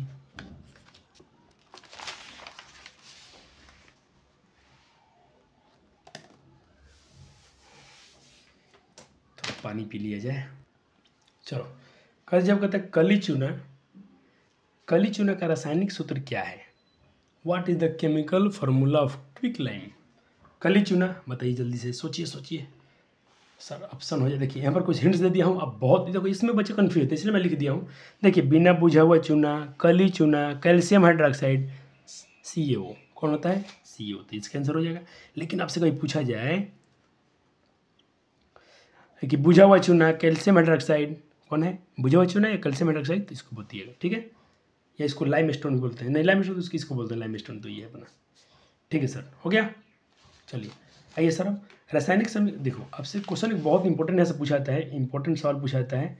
2023 में पूछा गया था, 24 में, शायद 23 में पूछा गया था कि रासायनिक समीकरण द्वारा क्या प्राप्त होती है, क्या सूचनाएं प्राप्त होती हैं। बहुत इंपॉर्टेंट है, इसको देखिएगा ध्यान से। तो देखो उसमें क्या क्या सूचनाएं प्राप्त होती हैं। तो यहाँ पर निम्नलिखित 6 सूचनाएं लिख दिया हूँ, याद रखिएगा कि विभिन्न अभिकार और उत्पादों का नाम पता चल जाता है, अभिकार और उत्पाद का सूत्र मालूम चल जाता है, और अभिकार और उत्पाद में सापेक्ष, उसके मोल में क्या सापेक्ष है, क्या रिलेशन, कितने रिलेटिव में मोल में है। जैसे यहाँ पर लिखा है 2Na2H2O, ये बैलेंस करने के बाद, तो देखिए तो इसको हम पढ़ते हैं 2 मोल ऑफ सोडियम। इसको क्या पढ़ेंगे? 2 मोल ऑफ सोडियम। और यहाँ पर प्राप्त क्या हुआ बच्चे जी? 2 मोल ऑफ सोडियम, सो कहेंगे 2 mole of sodium, so H2O कितना है बच्चे, it will give 2 mole of sodium, 2 mole of sodium hydroxide. यहाँ पर 2 मोल अगर सोडियम है और 2 मोल हाइड्रोजन से मिलकर 2 मोल सोडियम हाइड्रोक्साइड बना रहे हैं, ये इसका मतलब होता है। तो ये यहाँ पढ़ने का तरीका भी सिखा दिया हूँ, कैसे आपको पढ़ना है इसको। चलिए, और क्या पता चलता है, अभिकारक उत्पाद की भौतिक अवस्था पर मालूम चल जाता है कि किस स्टेट में लिक्विड है, कि सॉलिड है, कि गैस है, कि प्रेसिपिटेट है, कि डाइल्यूट है, कि जो भी है इससे मालूम चल जाता है। अभिक्रिया के दौरान क्या ऊष्मा उत्पन्न हुआ, ये भी मालूम चल जाता है। अभिक्रिया के लिए आवश्यक विशिष्ट परिस्थितियाँ भी मालूम चलता है। अब बात करते हैं बच्चे टाइप ऑफ रिएक्शन। रासायनिक अभिक्रिया कितने प्रकार के होते हैं सर? चलिए सर, ये होते हैं लगभग, आपके स्क्रीन पर लिस्ट लाए हैं, बना के देखिए, सबको डिटेल पढ़ेंगे, इजी समझ में आ जाएगा। यहाँ से क्वेश्चन फिक्स है, इतना दूर में से क्वेश्चन हर बार पेपर में पूछा गया है, आपसे ही पूछा जाएगा। तो बच्चे थोड़ा आराम से इसको जरूर पढ़ के रखिएगा, ये जरूरी है। उदासीनीकरण अभिक्रिया तो यहाँ भी पढ़ना है आपको अम्ल क्षार वाले में भी पढ़ाएंगे, वहाँ भी पढ़ना है। ये रिएक्शन तो बार बार पूछ लिया जाता है, और ये तो भाई पूछिए मत, देखना आपका पहला ही पेपर में सब सवाल रहेंगे इसमें से, गारंटेड है। चलिए, तो इन सबको लिस्ट बना लीजिए, सबको हम पढ़ने जा रहे हैं एक एक करके इसमें। चलो, पहला क्या था अपना, संयोजन अभिक्रिया। पहले आपने क्या देखा था लिस्ट में, संयोजन अभिक्रिया। तो सर संयोजन अभिक्रिया क्या है? तो देखिए, इसमें कम्बिनेशन, इसको बोलते हैं कम्बिनेशन रिएक्शन। एक ऐसे अभिक्रिया जिसमें 2 या 2 से अधिक अभिकारक मिलकर एक सिंगल उत्पाद का निर्माण करते हैं, जिसे हम लोग बोलते हैं संयोजन अभिक्रिया, कम्बिनेशन रिएक्शन बोलते हैं। जैसे कि हम देखिए, 2 उत्पाद मिलकर 2 अभिकारक मिलकर एक सिंगल प्रोडक्ट बनाते हैं, सिंगल, तो इसीलिए नाम इसका संयोजन या एकल अभिक्रिया। अब देखिए, जैसे कि अब कुछ बात इसमें और पॉइंट है कि कैल्शियम ऑक्साइड के जल के साथ तीव्र अभिक्रिया करता है तो बुझा हुआ चूना बनाता है, स्केलेट लाइम बनाता है सर, बुझा हुआ चूना, जिससे यहाँ पर देखिए बुझा हुआ चूना बनता है, लेकिन साथ में हीट निकलता है, इसीलिए बस इसको हम बता जी, इसको हम लोग एक्सोथर्मिक रिएक्शन नहीं बोलते हैं, इसीलिए इसको हम लोग ऊष्माक्षेपी अभिक्रिया भी बोल देते हैं। और देखिए, फिर से यही कैल्शियम हाइड्रोक्साइड को फिर हम CO2 से अभिक्रिया करता है। जैसे मान लो इसकी क्या है, अपने घर में चूना को देखा, घर पर दीवार पर पोताई करते हैं हम लोग चूना से, यही है। अब छोड़ देने पर देखना कुछ दिन के बाद ये क्या होता है, पूरा चमक आता है। क्यों? क्योंकि देखो, हम लोग आपने पेंट कर दिया, इसे पोताई कर दिया आपने, इसको घोर के जल से ऐसे घोल बनाया और अपने पोताई कर दिया दीवार का। कुछ दिन बाद देखना उस पर लाइट आता है। क्यों? क्योंकि वायुमंडल में क्या बचे, CO2 है, और CO2 इसे अभिक्रिया करके बनाता है कैल्शियम कार्बोनेट। क्या बनाता है? कैल्शियम कार्बोनेट, जिसे हम बोलते हैं संगमरमर। मार्बल का नाम सुने हैं, टाइल्स, ऐसा बनाता है वो, इसीलिए उस पर लाइट आती है। तुरंत जब घर आता है तो कितना गजब लगता है, सूखता है तो देखना उस पर लाइट आ जाती है। बुझे हुए चूने से दीवारों के उपयोग को सफेदी करने के लिए हम लोग करते हैं सर। अब देखिए, करते हैं, ठीक ही बात है। जब बुझा हुआ चूना बचा जी वायु से अभिक्रिया करके, तो वायु में उपस्थित CO2 से अभिक्रिया कर धीमी अभिक्रिया करता है और दीवारों पर एक लेयर बनाता है, पतली लेयर, जिससे दीवार पर चमक आ जाती है। तो क्वेश्चन पूछा जाए कि भाई जब हम दीवार को रंगते हैं कैल्शियम हाइड्रोक्साइड से या कैल्शियम हाइड्रोक्साइड से, तो बुझे हुए चूना से, तो फिर उसमें चमक क्यों आ जाती है? तो बस यही रीजन बताइएगा। संगमरमर का रासायनिक सूत्र यही है, संगमरमर जो होता है ना कैल्शियम कार्बोनेट, इसको बोलते हैं क्या, कैल्शियम कार्बोनेट, CaCO3। सफ़ेदी करने पर कैल्शियम हाइड्रोक्साइड का उपयोग होता है और CO का नहीं। बच्चा जी, आप लोग जो सफ़ेदी करते हैं, हम लोग घर पोताई करते हैं, रंगाई करते हैं, तो इससे नहीं किया जाता है, इससे होता है, इससे होता है, लेकिन इसमें पहले जल मिलाया जाता है। तो जल मिलाने पर यह बनता है प्रोडक्ट। ये केमिकल रिएक्शन है, कम्बिनेशन रिएक्शन है, और उसमें निकला साथ में, तो इसको हम लोग ऊष्माक्षेपी अभिक्रिया ही बोल सकते हैं। चलो, अब दूसरा आपने पढ़ा था वियोजन अभिक्रिया, बिल्कुल इसके उल्टे। तो क्वेश्चन यही पूछा था कि संयोजन अभिक्रिया वियोजन अभिक्रिया संयोजन अभिक्रिया के विपरीत क्यों है? तो बच्चे वहाँ क्या था, 2 चीज़ मिलकर एक हो रहा था, यहाँ उल्टा है, एक चीज़ मिलकर 2 हो जाएगा, टूट जाएंगे। यहाँ पर ऐसे अभिक्रिया जिसमें सिंगल रिएक्टेंट टूटकर अलग अलग प्रोडक्ट बनाते हैं। जैसे देखिएगा, कोई मान लीजिएगा बस ये रिएक्टेंट था और टूट के देखिए अलग अलग बन गया। एग्जाम्पल देखिए, कैल्शियम कार्बोनेट, इसको अपने हीट किया तो इसमें से कैल्शियम ऑक्साइड और CO2 गैस बाहर हुआ, तो 2 प्रोडक्ट बन गया। या लेड नाइट्रेट को अपने हीट किया तो बन गया लेड ऑक्साइड, और ये बन गया। सर इसमें एकल रिएक्टेंट है और अलग अलग प्रोडक्ट, बहुत सारे प्रोडक्ट बन रहे हैं, तो इसे हम बोलते हैं वियोजन अभिक्रिया या अपघटन अभिक्रिया। ये बहुत सारे टाइप के हो सकते हैं। अगर आप जैसे तोड़ रहे हैं तो तोड़ने के लिए कुछ ना कुछ देना पड़ेगा। आप हीट देते हैं, गर्म करते हैं, लाइट देते हैं, प्रकाश देते हैं, कुछ ना कुछ देंगे। अगर आप देते हैं वहाँ पर उष्मा, तो इसको बोलते हैं उष्मीय वियोजन अभिक्रिया। अगर आप वियोजन अभिक्रिया में अगर आप प्रकाश का इस्तेमाल करते हैं, सूर्य का प्रकाश इस्तेमाल करते हैं, लाइट, तो इसको बोलते हैं प्रकाश रासायनिक वियोजन अभिक्रिया। अगर आप उसमें बिजली का इस्तेमाल करते हैं, अगर आप अपघटन अभिक्रिया में वियोजन अभिक्रिया में अगर आप वहाँ पर इलेक्ट्रिसिटी का प्रयोग करते हैं, बिजली का उपयोग करते हैं, विद्युत का उपयोग करते हैं, तो उसे बोलते हैं विद्युतीय वियोजन अभिक्रिया। क्या बच्चे चमका कंसेप्ट? मजा आ गया सर जी। चलो अब इन सबको थोड़ा पढ़ लें डिटेल में। थर्मल डिकम्पोजिशन क्या है? तो जब वही बात है, जब वियोजन अभिक्रिया उष्मा के द्वारा कराया जाए, वियोजन अभिक्रिया करती है। देखो यहाँ पर हीट दिया है, उष्मा को हम लोग डेल्टा ऐसा विशेषण देते हैं, डेल्टा, इसको हीट बोलते हैं। ये आपके पास था, मान लीजिए ग्रीन क्रिस्टल था किसका? लो आयरन का। आपने हीट किया तो ये बन गया। तो यहाँ पर ये क्या कहलाएगा? हीट देकर तोड़ा जा रहा है, तो इसको बोलेंगे उष्मीय वियोजन अभिक्रिया या उष्मीय अपघटन अभिक्रिया। यहाँ पर है आयरन, इसको अपने गर्म किया तो ऐसा बना। बच्चे यहाँ पर एक बात याद रखिएगा, जो ये अपना बना है प्रोडक्ट, यहाँ पूछा था कि सर इसमें जो गंध आती है, सल्फर की गंध आती है, किसके यहाँ पर गंध आती है किसकी वजह से? तो याद रखिएगा सल्फर के जलने की गंध सल्फर की वजह से आती है। किससे? सल्फर के जलने से। सल्फर कौन है आपका? ये सूत्र मत कहिएगा, इसके जलने से सल्फर जलता है ना, इसीलिए इसमें सल्फर जैसी गंध आती है। अब कैल्शियम सल्फेट इंटू 5 नीला होता है, इसको बोलते हैं हम लोग। इसको भी जल वाटर ऑफ हाइड्रोजन, इसको ऐसे इसको क्या पर रहता है? यहाँ पर नहीं गुना लगा, गुना 7H2O यहाँ पर लगा है, यहाँ पर 7H2O, यहाँ पर यह आपने सुना होगा 5H2O। ये जो लगा है ना, तो इसको जो 5H2O जो भी गुना में लगा है, इसको बोलाता है कि वाटर ऑफ हाइड्रेशन। क्या बोलाता है? Water of hydration. ठीक है, इसके लिए वो लगता है, तो नॉलेज के लिए लिख दिया हूँ। चलिए दूसरा है आपका कि हम लोग इसको क्या करेंगे बच्चा जी? प्रकाश, लाइट के द्वारा करेंगे। यदि वियोजन अभिक्रिया प्रकाश के माध्यम से हो तो इसे हम बोलेंगे प्रकाशीय अपघटन अभिक्रिया। जैसे जल में H2O2 में अपने सनलाइट दिया तो क्या बना? H2O + O2 बना। AgBr सिल्वर ब्रोमाइड में अपने क्या किया? सनलाइट दिया तो क्या बना? Ag और ब्रोमीन अलग अलग हो गया। तो इसको हम बोलते हैं अपने सनलाइट इस्तेमाल किया है अपघटन अभिक्रिया में, तो इसको प्रकाशीय अपघटन अभिक्रिया बोल सकते हैं आप। अच्छा सर, आपने लिखा था H2O2, इसका मतलब क्या है? इसका नाम है hydrogen peroxide. Hydrogen peroxide, H2O नहीं था, H2O2 था। हाइड्रोजन परऑक्साइड क्यों सर? दो हाइड्रोजन, ऑक्सीजन कितना? 2, एक हाइड्रोजन पर एक ऑक्सीजन है, तो हाइड्रोजन परऑक्साइड। ठीक है सर, क्लियर। चलिए अब बिजली से करेंगे तो सर, तो विद्युत अपघटन अभिक्रिया बहुत सिंपल है।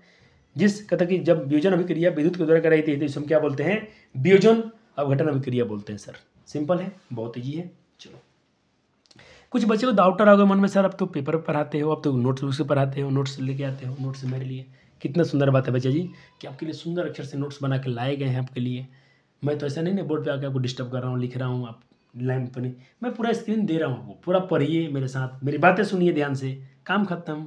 दिल से प्रैक्टिस कीजिए, ईमानदारी से मेरे साथ जो क्वेश्चन बना उसको सॉल्व करते चलिए। मानिए कि आप ऑफलाइन पढ़ रहे हो, मज़ा आ जाएगा। जैसे यहाँ पर देखो अपने इलेक्ट्रिक पढ़ाई किया, इलेक्ट्रिसिटी पढ़ाई किया, तो क्या हो गया?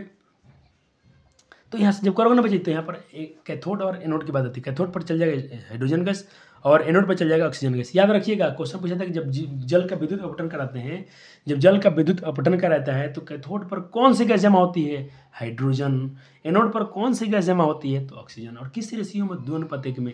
किसका अनुपात ज़्यादा है? तो हाइड्रोजन का अनुपात ज़्यादा है, याद रखिएगा। चलिए डिस्प्लेसमेंट रिएक्शन की बात कर लेते हैं। विस्थापन अभिक्रिया, एक नया अभिक्रिया आ गया। चलिए तो इसको प्रतिस्थापन अभिक्रिया ही बोलते हैं। तो इसमें क्या होता है? अधिक अभिक्रियाशील तत्व अपने से कम क्रियाशील तत्वों को डिस्प्लेस कर देता है। और ये आमतौर पर कहाँ होता है बच्चे जी? ये आमतौर पर होता है बच्चे जी बिलियन में होता है। ये जब भी होता है, जैसे यहाँ पर आयरन है और कॉपर सल्फेट, ये बिलियन के रूप में है। एक क्यों लिखा हो ना? एक्वस सोल्यूशन, एक्वस के रूप में है, एक्वस सोल्यूशन के रूप में। एक क्यों इसीलिए लिखा गया एक्वस सोल्यूशन, पहले ही बता दिया था आपको नोट में लिखवा के। हो गया सर, ऐसा नहीं होता है। देखो ये क्या हुआ, अब ये डिस्प्लेस कर देगा। तो सर कैसे करता है? कैसे मालूम चलेगा कि ये इसको हटाएगा, ये इसको? तो बच्चा जी क्लास 9 से पहली बार 10th में आया तो सर जी आपको सिखाएंगे ट्रिक। क्या ट्रिक है सर जी? कौन किसको हटाएगा देखना। ट्रिक है, कान्हा कार मांगे अल्टो जैन फरारी, प्रभु है क्यों हजूर आज आओ। सर का से के पोटेशियम, ना से Na sodium, car Ca calcium, मांगे से Mg magnesium, Alto Al aluminium, Jain तो Zn जिंक, फेरारी से Fe यानी आयरन, प्रभु से Pb यानी लेड, हाई H हाइड्रोजन, क्यों क्यों क्यों क्यों क्यों Cu कॉपर, हाजुर हजूर Hg मरकरी, आज Ag सिल्वर, आओ Au गोल्ड और Pt से प्लेटिनियम। तो बच्चे यही है याद करने का तरीका। कान्हा कार मांगे अल्टो जैन फरारी, प्रभु है क्यों हजूर आज आओ। ट्रिक से याद हो गया, काम खत्म। तो देखिए यहाँ पर बात हो रहा है आयरन और कॉपर में। तो आयरन कहाँ है बच्चे जी? आयरन है आपका यहाँ पर। कॉपर महाराज कहाँ है? यहाँ पर। तो जो देखो इलेक्ट्रिसिटी ऐसा है, नीचे से ऊपर जाने पर बढ़ती है, नीचे से ऊपर जाने पर बढ़ती है और ऊपर से नीचे आने पर बच्चे जी रिएक्टिविटी घटती है। तो अब तो ऊपर जा रहे हो, ऊपर हो तो ये मजबूत है तो बिल्कुल हटाएगा आयरन, इसको हटा देगा, डिस्प्लेस कर देगा। तो ये इसीलिए यहाँ पर चूंकि आयरन क्या था, मोर रिएक्टिव था कॉपर से, इसीलिए आयरन ने सल्फेट से रिएक्शन कर आयरन सल्फेट बना लिया और कॉपर को डिस्प्लेस कर दिया यहाँ पर, इसीलिए इसको बोलते हैं डिस्प्लेसमेंट रिएक्शन, इसीलिए इसे बोलते हैं विस्थापन अभिक्रिया। क्या बच्चा जी मजा आया? मजा आ गया सर? बिल्कुल।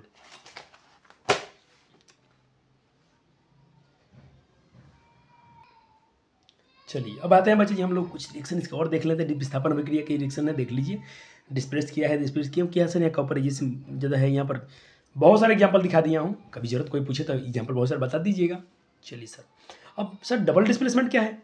अभी आपने तो विस्थापन समझा सर, यहाँ पर डबल सर मैं डी शॉर्ट में लिखा हूँ, इसकी डी से मतलब है डबल, DOUBLE, डबल डिस्प्लेसमेंट। वहाँ था सिंगल डिस्प्लेसमेंट, एकल विस्थापन अभिक्रिया।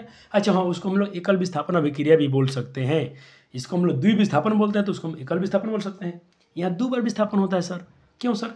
इसका डिफिनेशन बहुत इंपॉर्टेंट है, याद रखिएगा। एक ऐसी अभिक्रिया जिसमें अभिक्रिया में अभिकारकों के बीच आयनों का आदान प्रदान होता है, विस्थापन द्विविस्थापन अभिक्रिया कहलाता है। DD displacement, double displacement. जैसे आप देखिए सोडियम सल्फेट, और ये भी कहाँ होती है? जलीय विलयन में भी होता है। देखो सोडियम सल्फेट का जलीय विलयन और बेरियम क्लोराइड, ये करेंगे तो चलो करते हैं। ये क्या करेंगे? बेरियम, देखो बेरियम, सोडियम बहुत अभिक्रिया होता है बेरियम से, तो सोडियम क्लोराइड बना लेगा और बेरियम सल्फेट बना लेगा। देखो ये क्या किया, इससे रिएक्शन कर लिया और बेरियम ने इससे कर लिया।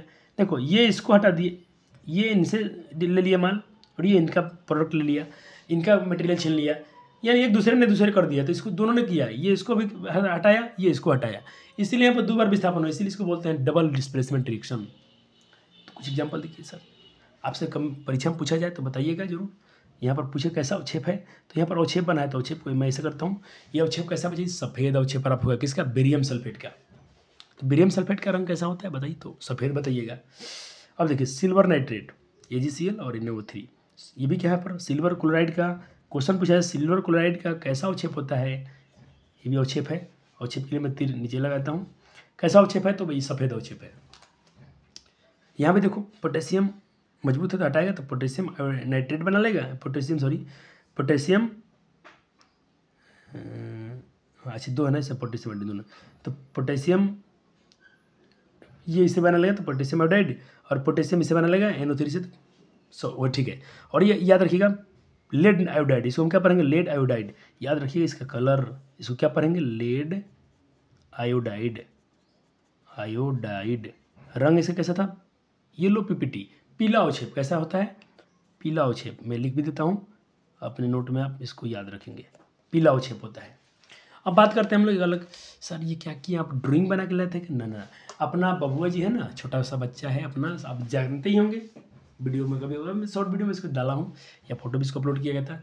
हम नीचे थे, नोट्स बना के गए थे, थोड़ा शायद कोई काम बिजी थे, और उसने भूख दिया, दीदी लोग बैठी थी लेकिन किसी ने ध्यान नहीं दिया, शायद अचानक उसने पेन चला दिया, तो मैंने कहीं वो थोड़ा वाइटनर लगा दिया हूँ। बाकी आपको पढ़ने में आ रहा है, मैं पढ़ के भी सुनाता हूँ।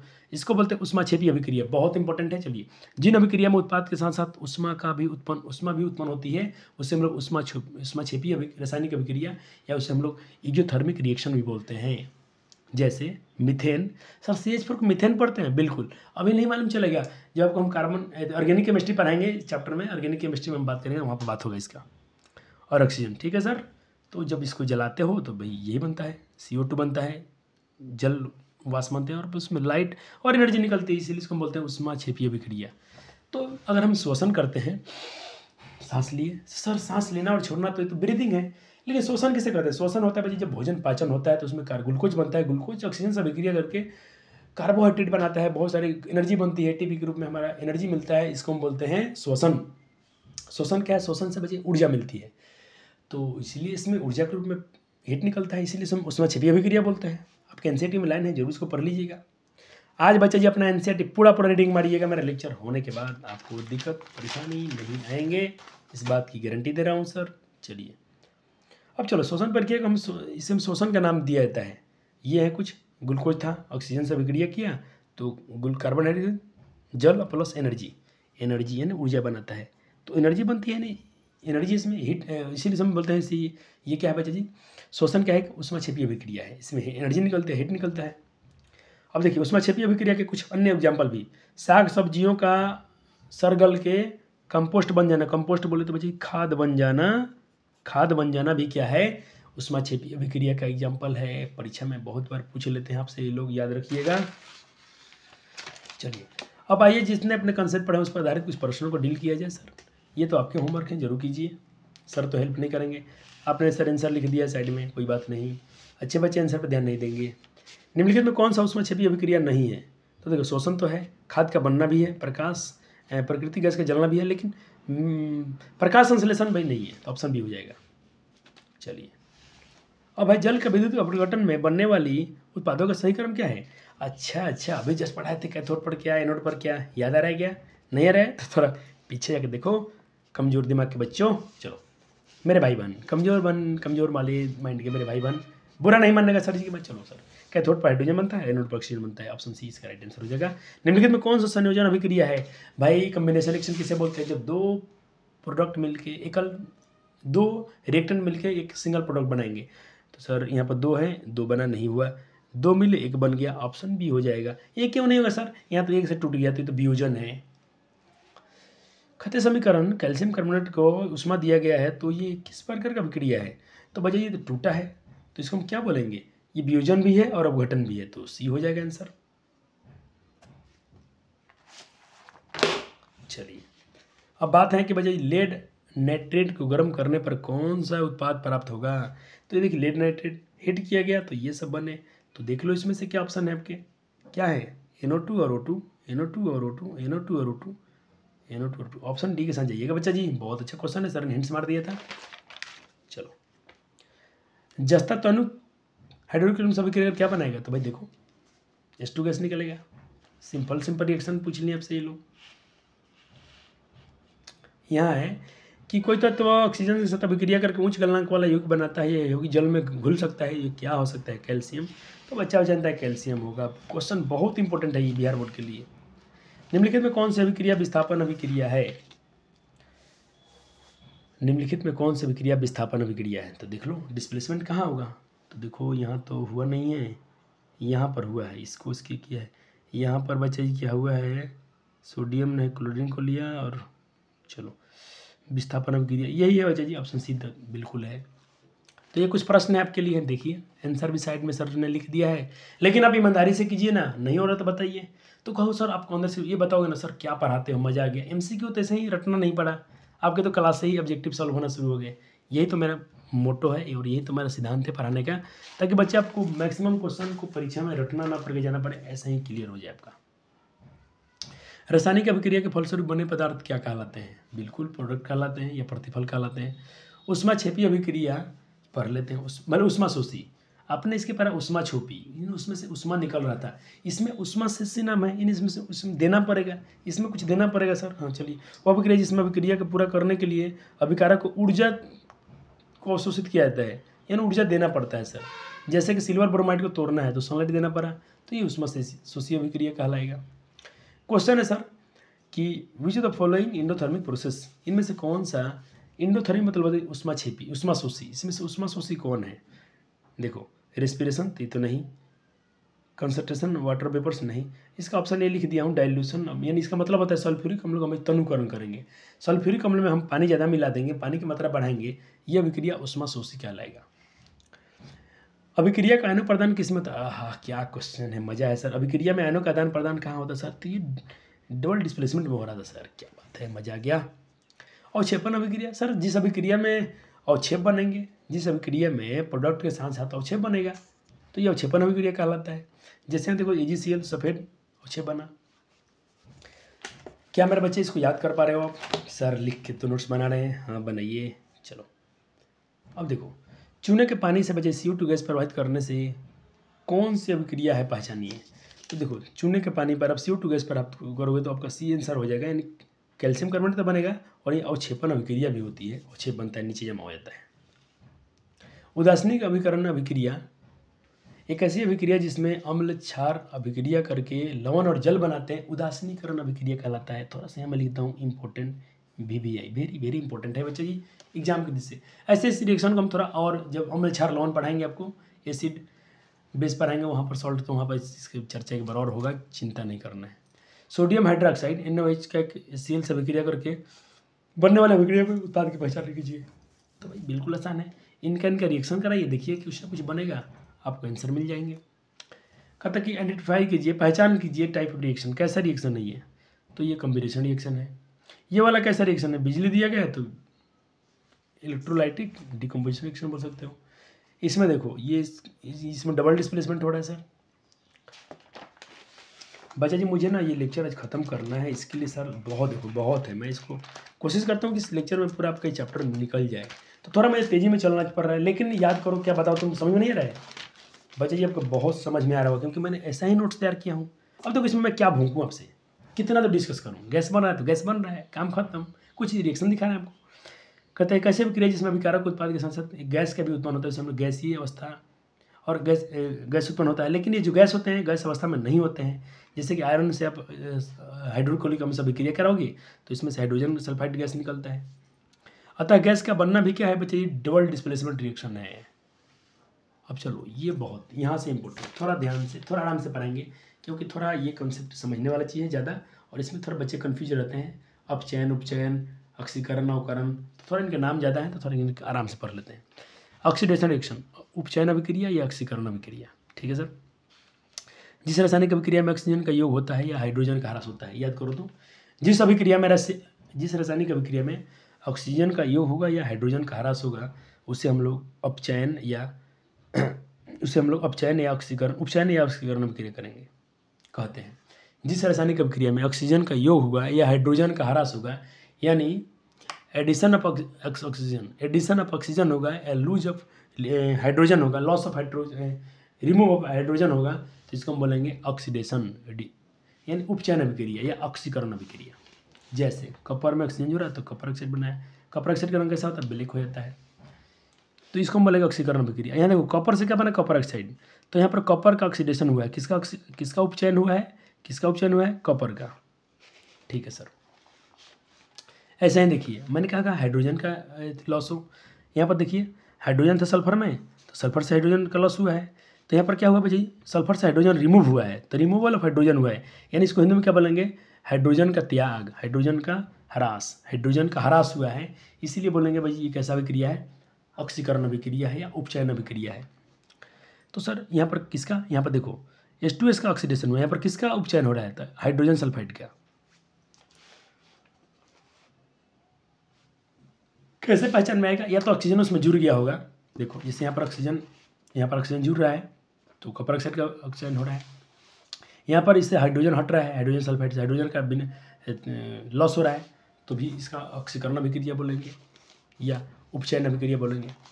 चलिए अब इसको आप समझ लीजिए, इसका एक एजेंट होता है ऑक्सीकारक एजेंट। ऑक्सीडेशन रिएक्शन में जो करवाते हैं उनको क्या बोलते हैं, ऑक्सीडाइजिंग एजेंट। क्या बोलते हैं, ऑक्सीडाइजिंग एजेंट यानी उपचायक। क्या बोलते हैं, उपचयन और उपचायक बड़ा कन्फ्यूज रहता है बच्चे, इसीलिए मैं सर इंग्लिश में लिख के लाया हूँ। चल ऑक्सीकारक, आइए सर। कहते कोई भी पदार्थ जो ऑक्सीजन जोड़ता है या हाइड्रोजन को हटाने में हेल्प करता है। अच्छा बच्चे तुम बताओ, यहाँ पर हाइड्रोजन को हटवाने में यहाँ पर कौन हेल्प किया है, क्लोरीन किया है, तो क्लोरीन क्या होगा, ऑक्सीडाइजिंग एजेंट। क्या हो जाएगा बच्चा जी, ऑक्सीडाइजिंग एजेंट। क्या पढ़ाते हो सर, मजा आ गया, फील आ गया। अच्छा यहाँ बताओ तो बच्चा जी इसमें ऑक्सीडाइजिंग एजेंट कौन है, इन दोनों में ऑक्सीडाइजिंग एजेंट कौन है। सर ऑक्सीजन जोड़ रहा होगा तो जुड़वाने में हेल्प कौन कर रहा है, तो यहाँ पर बच्चा जी ऑक्सीडाइजिंग एजेंट क्या है बच्चा जी, यहाँ पर तो खुद कॉपर ही हो गया क्योंकि खुद वो जुड़ रहा है। चलो यहाँ पर देखो जैसे कि MgO2 बना है, तो यहाँ पर बच्चा जी क्या है, Mg का ऑक्सीडेशन हो रहा है, इसीलिए यहाँ पर खुद ऑक्सीजन जुड़ रहा है, तो यहाँ पर ऑक्सीजन ही क्या कर रहा है, यहाँ पर ऑक्सीजन ही क्या था बच्चा जी, खुद ऑक्सीडाइजिंग एजेंट था। चलो यहाँ पर नोट्स बन गए आपके सुंदर से नोट्स बना है बच्चा जी। ये नोट्स बच्चा जी जाके दिखा लीजिएगा, ऑफलाइन में बच्चे लोग धुआं छोड़ देंगे, और अपने टीचर को जरूर दिखाइएगा, अपने स्कूल के टीचर को जरूर दिखाइएगा, जो भी स्कूल के टीचर जो नए वाले आए हैं, जो क्या BPSC के एग्जाम देकर जो आए टीचर, उनको जरूर दिखाइएगा नोट्स, बहुत खुश हो जाएंगे क्योंकि NCERT बेस्ड है और प्योर NCERT है ये, और उससे थोड़ा सा एडवांस भी है, कहीं कहीं पर जरूरत पड़ता है NCERT थोड़ा एक्स्ट्रा पढ़ने का, तो उसका भी जो हम काम किए इस पर। अब चलिए सर उपचायक है, इसी प्रकार उपचायक के उदाहरण भी हैं, क्लोरीन, आयोडीन, कैल्शियम ऑक्साइड, ये सब भी हैं। नोट कार्बन अपचायक नहीं है, कोई बात नहीं, नहीं है तो क्या है, हम पढ़ेंगे। चलो अब अपचयन पढ़ते हैं। अपचयन अभिक्रिया जिसको हम लोग वहाँ तक ऑक्सीकरण, यहाँ था अवकरण, इंग्लिश में रिडक्शन रिएक्शन। तो जिस रासायनिक अभिक्रिया में हाइड्रोजन का उल्टा होगा, इसमें हाइड्रोजन का योग हो जाएगा, ऑक्सीजन का ह्रास हो जाएगा, उल्टा उसके। जैसे देखो कॉपर ऑक्साइड में कॉपर, यहाँ पर ऑक्सीजन था, यहाँ पर ऑक्सीजन था, तो यहाँ पर ऑक्सीजन का ह्रास हो गया, ठीक है। और यहाँ पर ऑक्सीजन जुट गया, तो ऑक्सीजन का इसमें यहाँ पर ऑक्सीजन का ह्रास हुआ है, यहाँ पर कॉपर ऑक्साइड का वजह अवकरण हो रहा है। कॉपर ऑक्साइड क्या हो रहा है, अवकरण हो रहा है। अच्छा इसको करवा कौन रहा है, इसको करवाया है कॉपर, इसीलिए क्या हो जाएगा, जो करवाएगा उसको बोलेंगे हम लोग बच्चे जी रिड्यूसिंग एजेंट। क्या बोलेंगे, उपचायक, सॉरी इसको अपचायक बोलेंगे, इसके एजेंट को अपचायक बोलते हैं, उसके ठीक है उपचायक बोलते हैं। चलो एक एग्जाम्पल और नीचे समझाया हूँ। देखो यहाँ पर कॉपर ऑक्साइड में क्या हो रहा है बच्चे, देखो यहाँ पर ऑक्सीजन का ह्रास हो रहा है, तो इसको क्या बोलेंगे, रिडक्शन, अवकरण अभिक्रिया। लेकिन इसमें साथ में देखो यहाँ पर कॉपर में, यहाँ देखो ऑक्सीजन जुट गया है, यहाँ पर ऑक्सीजन भी जुट रहा है, तो साथ में इसमें ऑक्सीडेशन भी हो रहा है। ऐसा रिएक्शन है इसमें दोनों साथ ही साथ में हो रहा है, रिडक्शन भी हो रहा है, ऑक्सीडेशन भी हो रहा है। और दोनों अभिक्रिया साथ साथ में कभी हो जाए, ऑक्सीकरण भी हो जाए, अवकरण भी हो जाए, तो इस अभिक्रिया को रिडॉक्स रिएक्शन बोलते हैं। क्या बोलते हैं जी, रिडॉक्स रिएक्शन, याद रखिएगा। चलो यहाँ पर देखो किसका उपचयन हो रहा है। अच्छा देखो यहाँ पर ऑक्सीजन हट रहा है, इसमें ऑक्सीजन का ह्रास हुआ है, रिडक्शन अवकरण हुआ है ना, इसमें ये क्या हो रहा है, अवकरण हो रहा है, किसका, कॉपर ऑक्साइड का। तो कॉपर में से ऑक्सीजन का ह्रास हुआ है, तो ह्रास हो गया तो इसको हम बोलते हैं ऑक्सीडाइजिंग एजेंट, क्योंकि यहाँ ऑक्सीजन हट रहा है।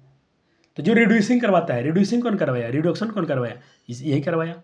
रिडक्शन हो रहा है ना, जिसका रिडक्शन होता है, जिसका रिडक्शन, किसका रिडक्शन हो रहा है, कॉपर ऑक्साइड का, तो जिसका रिडक्शन होगा वो कहलाएगा ऑक्सीडाइजिंग एजेंट। उल्टा यहाँ पर देखो किसका ऑक्सीकरण हो रहा है, कार्बन का, तो जिसका ऑक्सीकरण होगा, जिसका ऑक्सीडेशन होगा वो कहलाएगा रिड्यूसिंग एजेंट। रिड्यूसिंग एजेंट यानी ये कहलाएगा, हिंदी में लिख दूँ, इसको बोलते हैं उपचायक, इसको बोलते हैं अपचायक। बोल बच्चा जी, क्या मैं डिटेल में नहीं पढ़ा दिया आपको, उपचायक अपचायक नहीं पढ़ा दिया सर, मजा आ गया। थोड़ा नीचे भी लिख दिया हूँ। कहता है देखो पदार्थ का अपचयन हो रहा है, अपचयन यानी रिडक्शन हो रहा है, तो ऑक्सीकारक एजेंट के रूप में कार्य करता है, वो खुद ऑक्सीकारक एजेंट के रूप में काम करेगा जिसका अपचयन हो रहा है। और जिसका उपचयन हो रहा है वो खुद अपचायक एजेंट के रूप में काम करेगा, ऑक्सीडाइजिंग रिड्यूसिंग एजेंट के रूप में काम करेगा। डिटेल में एकदम बहुत ऐसा क्वेश्चन से पूछे हैं, डरने का नहीं प्यारे जी, ये लो क्वेश्चन खुद से कर लो, पहचानो इसमें कौन ऑक्सीडाइजिंग एजेंट है और कौन रिड्यूसिंग एजेंट है। करो भाई, ये होमवर्क है, और होमवर्क सर जी करवाते नहीं है, इतना याद रखिएगा। इतने डिटेल पढ़ाने के बाद भी तुम नहीं कर पाते हो तो तुम नहीं पढ़ पाए, ठीक से लेक्चर देखो, दोबारा से मेहनत करो, सीखो, फिर बनाओ। ये रटने वाला विषय नहीं प्यारे जी कि आप इतिहास रट के चले जाएंगे, काम हो जाएगा, ऐसा नहीं होगा। इसमें आप कोई चीज़ें रट ही नहीं सकते हो। चलो अब बात करते हैं बच्चे रिड्यूसिंग एजेंट, वही अपचायक के बारे में अभी समझा भी दिया हूँ, उसी को यहाँ पर फिर से लिख रहा हूँ। तो वही बात है, जो ऑक्सीजन को हटवाएगा, सब समझा दिया तो यहाँ पे लिख दीजिए। रिडॉक्स का बात क्या था ना, जिस अभिक्रिया में दोनों साथ साथ होगा उसके मतलब रिडॉक्स रिएक्शन। थोड़ा इनको पढ़ लेते हैं। किसी अभिक्रिया में अभिकारक अपचयित हो रहा है तथा दूसरा अभिकारक अपचयित हो रहा है, एक उपचयित हो रहा है, एक अपचयित हो रहा है, तो इस अभिक्रिया को हम लोग बोलते हैं बच्चा जी अपचयन उपचयन अभिक्रिया, या अथवा इसे हम लोग रिडक्स अभिक्रिया भी कहते हैं। बहुत इंपॉर्टेंट क्वेश्चन इसे पूछा गया है, अब पूछता ही रहता है पेपर में, थोड़ा ध्यान में इसको जरूर रखना प्यारे जी। चैप्टर जब हम फिनिश करा रहे हैं और चैप्टर का फिनिश हो भी रहा है, थोड़ा सा टॉपिक बचे हैं, खत्म हो जाएगा। अगर आज हम थोड़ा इसके आंसर क्वेश्चन ना करा पाया तो एक लेक्चर लेके और आ जाऊँगा, क्या दिक्कत है बच्चा जी। मेरे पास टाइम कम है, 3 बजे से क्लासेस है, अभी खाना भी नहीं खाया हूँ, खाना भी खाना है, 3 बजे से क्लासेस भी बच्चों का है ऑफलाइन, तो थोड़ा इसका मजबूरी समझिएगा। लेकिन 1 शॉट लेक्चर मेरा मूड था करने का, लेकिन कोई बात नहीं, 3 पार्ट में खत्म कर लेंगे। एक पहले था, ये दूसरा है, 3 लेक्चर में एक चैप्टर फिनिश कर देना। जाइए और किसी चैनल पर देख लीजिए, कोई नहीं कर रहा है। हाँ 1 शॉट सीरीज में लोग कर रहे हैं तो समय भी देते हैं ना भाई, तो हम समय नहीं थोड़ा ले पा रहे हैं। हम भी कभी आपका रिवीजन कराएंगे तो रिवीजन बैच में बिल्कुल इसी से कराएंगे और यही नोट्स करवाएंगे, फुल रिवीजन करवाएंगे, शॉर्टकट नहीं पढ़ाएंगे हम। चलो निम्नलिखित में ऑक्सीकरण क्रिया नहीं है, द्वारा क्वेश्चन पूछा गया है, ऑप्शन डी हो जाएगा अवक्षेपण। रासायनिक अभिक्रिया के दौरान पदार्थ में ऑक्सीजन का योग हो गया, अब ट्रिक, इसके पीछे हम ट्रिक भी बनाए थे, उ ऐसे लिखिएगा, उ HO लिख दीजिएगा, क्योंकि खेला हाइड्रोजन ऑक्सीजन का है। अब देखो जहाँ हाइड्रोजन जुट रहा है तो अपचयन, जहाँ ऑक्सीजन जुट रहा है तो उपचयन, काम खत्म। ओहो सर क्या ट्रिक है, तो ऑक्सीजन का योग है तो उपचयन अभिक्रिया कहलाएगा, इसको मारिए ऑक्सीडेशन कहलाएगा। ट्रिक है जिसको मैं ट्रिक लेता हूँ, ये ट्रिक है, बहुत शॉर्टकट ट्रिक है, ऐसे तो बच्चा लोग को याद रहेगा ये। चलो रासायनिक अभिक्रिया के दौरान ऑक्सीजन का ह्रास, अब ऑक्सीजन का ह्रास हो गया तो ये उसका उल्टा हो जाएगा, ये रिडक्शन हो जाएगा, ये नवकरण हो जाएगा। साग सब्जियों का, ओहो क्या क्वेश्चन है, बहुत इंपॉर्टेंट सवाल है ये सब, ये आपको कर ही लेना है बच्चा जी। हम आंसर लिख दिए, अगर नहीं भी लिखे हैं तो आपको खुद से करना है। चलो, क्योंकि सर जी समय बचाएंगे, मुझे लगता है कि मैं शायद आपको आज नहीं करा पाऊंगा, अगला लेक्चर खत्म हो जाएगा बच्चा जी। थोड़ा सा टॉपिक बच गया था आपका कोरेजन, और ये पढ़ाता हूँ संक्षारण। देखो बच्चा जी, कोरेजन क्या है, मतलब आप लोहे में जंग लगता है, नहीं संक्षारण है। जैसे देखो कि संक्षारण वह अभिक्रिया है, कोरेजन जिसको बोलते हैं, बहुत important, VVI very very important, और विकृत गंधिका, ये दोनों बहुत ही, मतलब आप जो चैप्टर पढ़ रहे हो ना, ये आपका केमिस्ट्री खत्म आपका चैप्टर खत्म हो गया। अब क्या रह गया, उसके बैक के एक्सरसाइज वाले क्वेश्चन और उसके बीच वाले क्वेश्चन करा देना है, और PYQ जो तो बोर्ड पूछा है उसको करा देना है, और कुछ ऑब्जेक्टिव और सारा अभ्यास करवा देना है, बस इतना ही। तो अगला लेक्चर काफ़ी रहेगा, मेरे पास सफिशिएंट रहेगा, मैं उसको जरूर करा लूँगा। आपका NCERT फिनिश हो गया। कोरोजन क्या है, तो वही बात ली, धातु की सतह पर आर्द्रता यानी कुछ मॉइस्चर नमी के कारण उसमें क्रिया करके वो क्षरण होने लगता है, खराब होने लगता है, उससे हम लोग संक्षारण कहते हैं, या उससे हम लोग कोरोजन कहते हैं। लोहे में जंग लगना भी क्या है बच्चा जी, एक संक्षारण का उदाहरण है। और ये जंग का फार्मूला है, X/2 मतलब सर कितनी पानी की मात्रा है, वाटर ऑफ हाइड्रेशन बोले थे ना, हाइड्रेशन ऑफ वाटर, ठीक है। क्वेश्चन है कि लोहे में जंग लगने से लिए क्या करेंगे, तो बस ये उपाय परीक्षा में पूछा गया है कि लोहे में जंग लगने से लिए क्या क्या उपाय हैं, तो बस यही सब हम उसका पेंटिंग करते हैं, ग्रीस लगाते हैं। फिर सबसे इंपॉर्टेंट उसमें क्या, गैल्वेनीकरण याद रखिएगा, इंपॉर्टेंट, इसको अलग से पूछ लेगा आपसे, कभी आपसे पूछ लेगा कि गैल्वेनीकरण किसे कहते हैं, तो याद रखिएगा आयरन की सतह, आयरन पर या लोहे पर की वस्तु पर जस्ता की परत पतली परत चढ़ाने की प्रक्रिया को हम लोग गैल्वेनीकरण कहते हैं या गैल्वेनाइजेशन कहते हैं। इससे क्या होता है, अच्छा मान लीजिए बच्चे जी क्या होता है, इससे फायदा क्या होगा, मान लीजिए यहाँ पर आयरन है, आपने पढ़ा था ना, आयरन क्या होता है, आयरन से अभिक्रियाशील ज़्यादा कौन होता है, जस्ता। अब जस्ता आपने चढ़ा दिया, मान लीजिए लोहा था, इस पर आपने जस्ता चढ़ा दिया, तो मान लीजिए ऑक्सीजन में पानी नमी आएगा, तो पहले रिएक्शन कौन कर लेगा, पहले जस्ता कर लेगा, क्योंकि अधिक अभिक्रियाशील है किससे, आयरन से। तो पहले कौन खराब होगा, खुद मर जाएगा बेचारा, जस्ता खुद मर जाएगा, लेकिन आपके लोहे को बचा लेगा। इसीलिए हम लोग पेंट ऑन करते रहते हैं। ये गैल्वेनीकरण समझ में आ गया। चलो सर, और एक और टॉपिक है उसमें विकृत गंधिका, बहुत इंपॉर्टेंट है, जिसको हम लोग रेंसिडिटी बोलते हैं, बहुत परीक्षा में पूछता है ये। अच्छा, आपने चिप्स देखा है, चिप्स उसमें फूला फूला क्यों है, उसमें नाइट्रोजन गैस क्यों भरा है, क्योंकि ऑक्सीजन उसमें ना चल जाए। ऑक्सीजन चल जाएगा तो क्या हो जाएगा, उस सामान का ऑक्सीकरण हो जाएगा, जो भी वसा युक्त तेलीय पदार्थ है उसमें ऑक्सीजन चल जाएगा तो उसका ऑक्सीकरण हो जाएगा, और ऑक्सीकरण हो जाएगा तो बसिया आ जाएगा, खराब हो जाएगा। इसी वजह से हम लोग विकृत गंधिका कहते हैं। ठीक है सर, इसके बचाव के लिए भी कुछ उपाय हैं सर। हम लोग उसमें गैस भर देते हैं, नाइट्रोजन गैस में हल्का गैस भर देते हैं जो ऑक्सीजन से हल्का हो, पहले वही रिएक्शन कर ले, उसी को ऑक्सीजन को हटा देगा, उसको कोई फर्क नहीं पड़ने देगा। चलो, तो इस यहाँ से क्वेश्चन खूब पूछता है घुमा फिरा के कि भाई चिप्स की थैली में नाइट्रोजन गैस क्यों भरते हैं, ये सब सवाल रहेंगे। तो मैं बच्चा जी बोलता हूँ लेक्चर 3 यहाँ से कर लेता हूँ। चलो, अब इसमें सारे एक्टिविटी वाले क्वेश्चन करा देंगे, आपका NCERT 1 शॉट में खत्म हो जाएगा। लेक्चर 3 यहाँ से हो जाएगा। थैंक यू, मिलते हैं अगले वीडियो में। आपका केमिस्ट्री खत्म हो गया इस वीडियो में, जरूर इस वीडियो को शेयर कर दीजिए। मैं बोलता हूँ कि एक वीडियो में पूरा चैप्टर आपको फिनिश करा दिया हूँ, सब कुछ बैलेंसिंग बैलेंसिंग सब कुछ क्लियर हो गया। वीडियो पसंद आता है तो प्यारे जी, मेरे पसंद मेहनत आते हैं तो आप इसको लाइक और शेयर करके अपने मित्रों के साथ जरूर शेयर कर दीजिएगा। धन्यवाद। अगर ऑफलाइन के अगर आसपास के छात्र हैं तो आप जरूर इस वीडियो को देख रहे हैं तो ऑफलाइन ज्वाइन करना चाहते हैं तो आइए, 10 दिन क्लासेस फ्री है। हम सबसे कम फीस में आपको पूरी चैप्टर के सारे विषय की गारंटी देकर चाहते हैं कि आपके टोटल विषय पढ़ाए जाते हैं। आप खुद मेरे यूट्यूब चैनल पर देखिए कितने विषय के लेक्चर्स मिल जाएंगे आपको। पूरा संस्कृत खत्म हो चुका है, हिंदी खत्म हो गया है, आपके मैथमेटिक्स भी लगभग 80% खत्म हो चुके हैं, साइंस खत्म हो गए, दोबारा रिविजन करा रहे इस साल, और SST इस बार हो जाएगा। थैंक यू, धन्यवाद।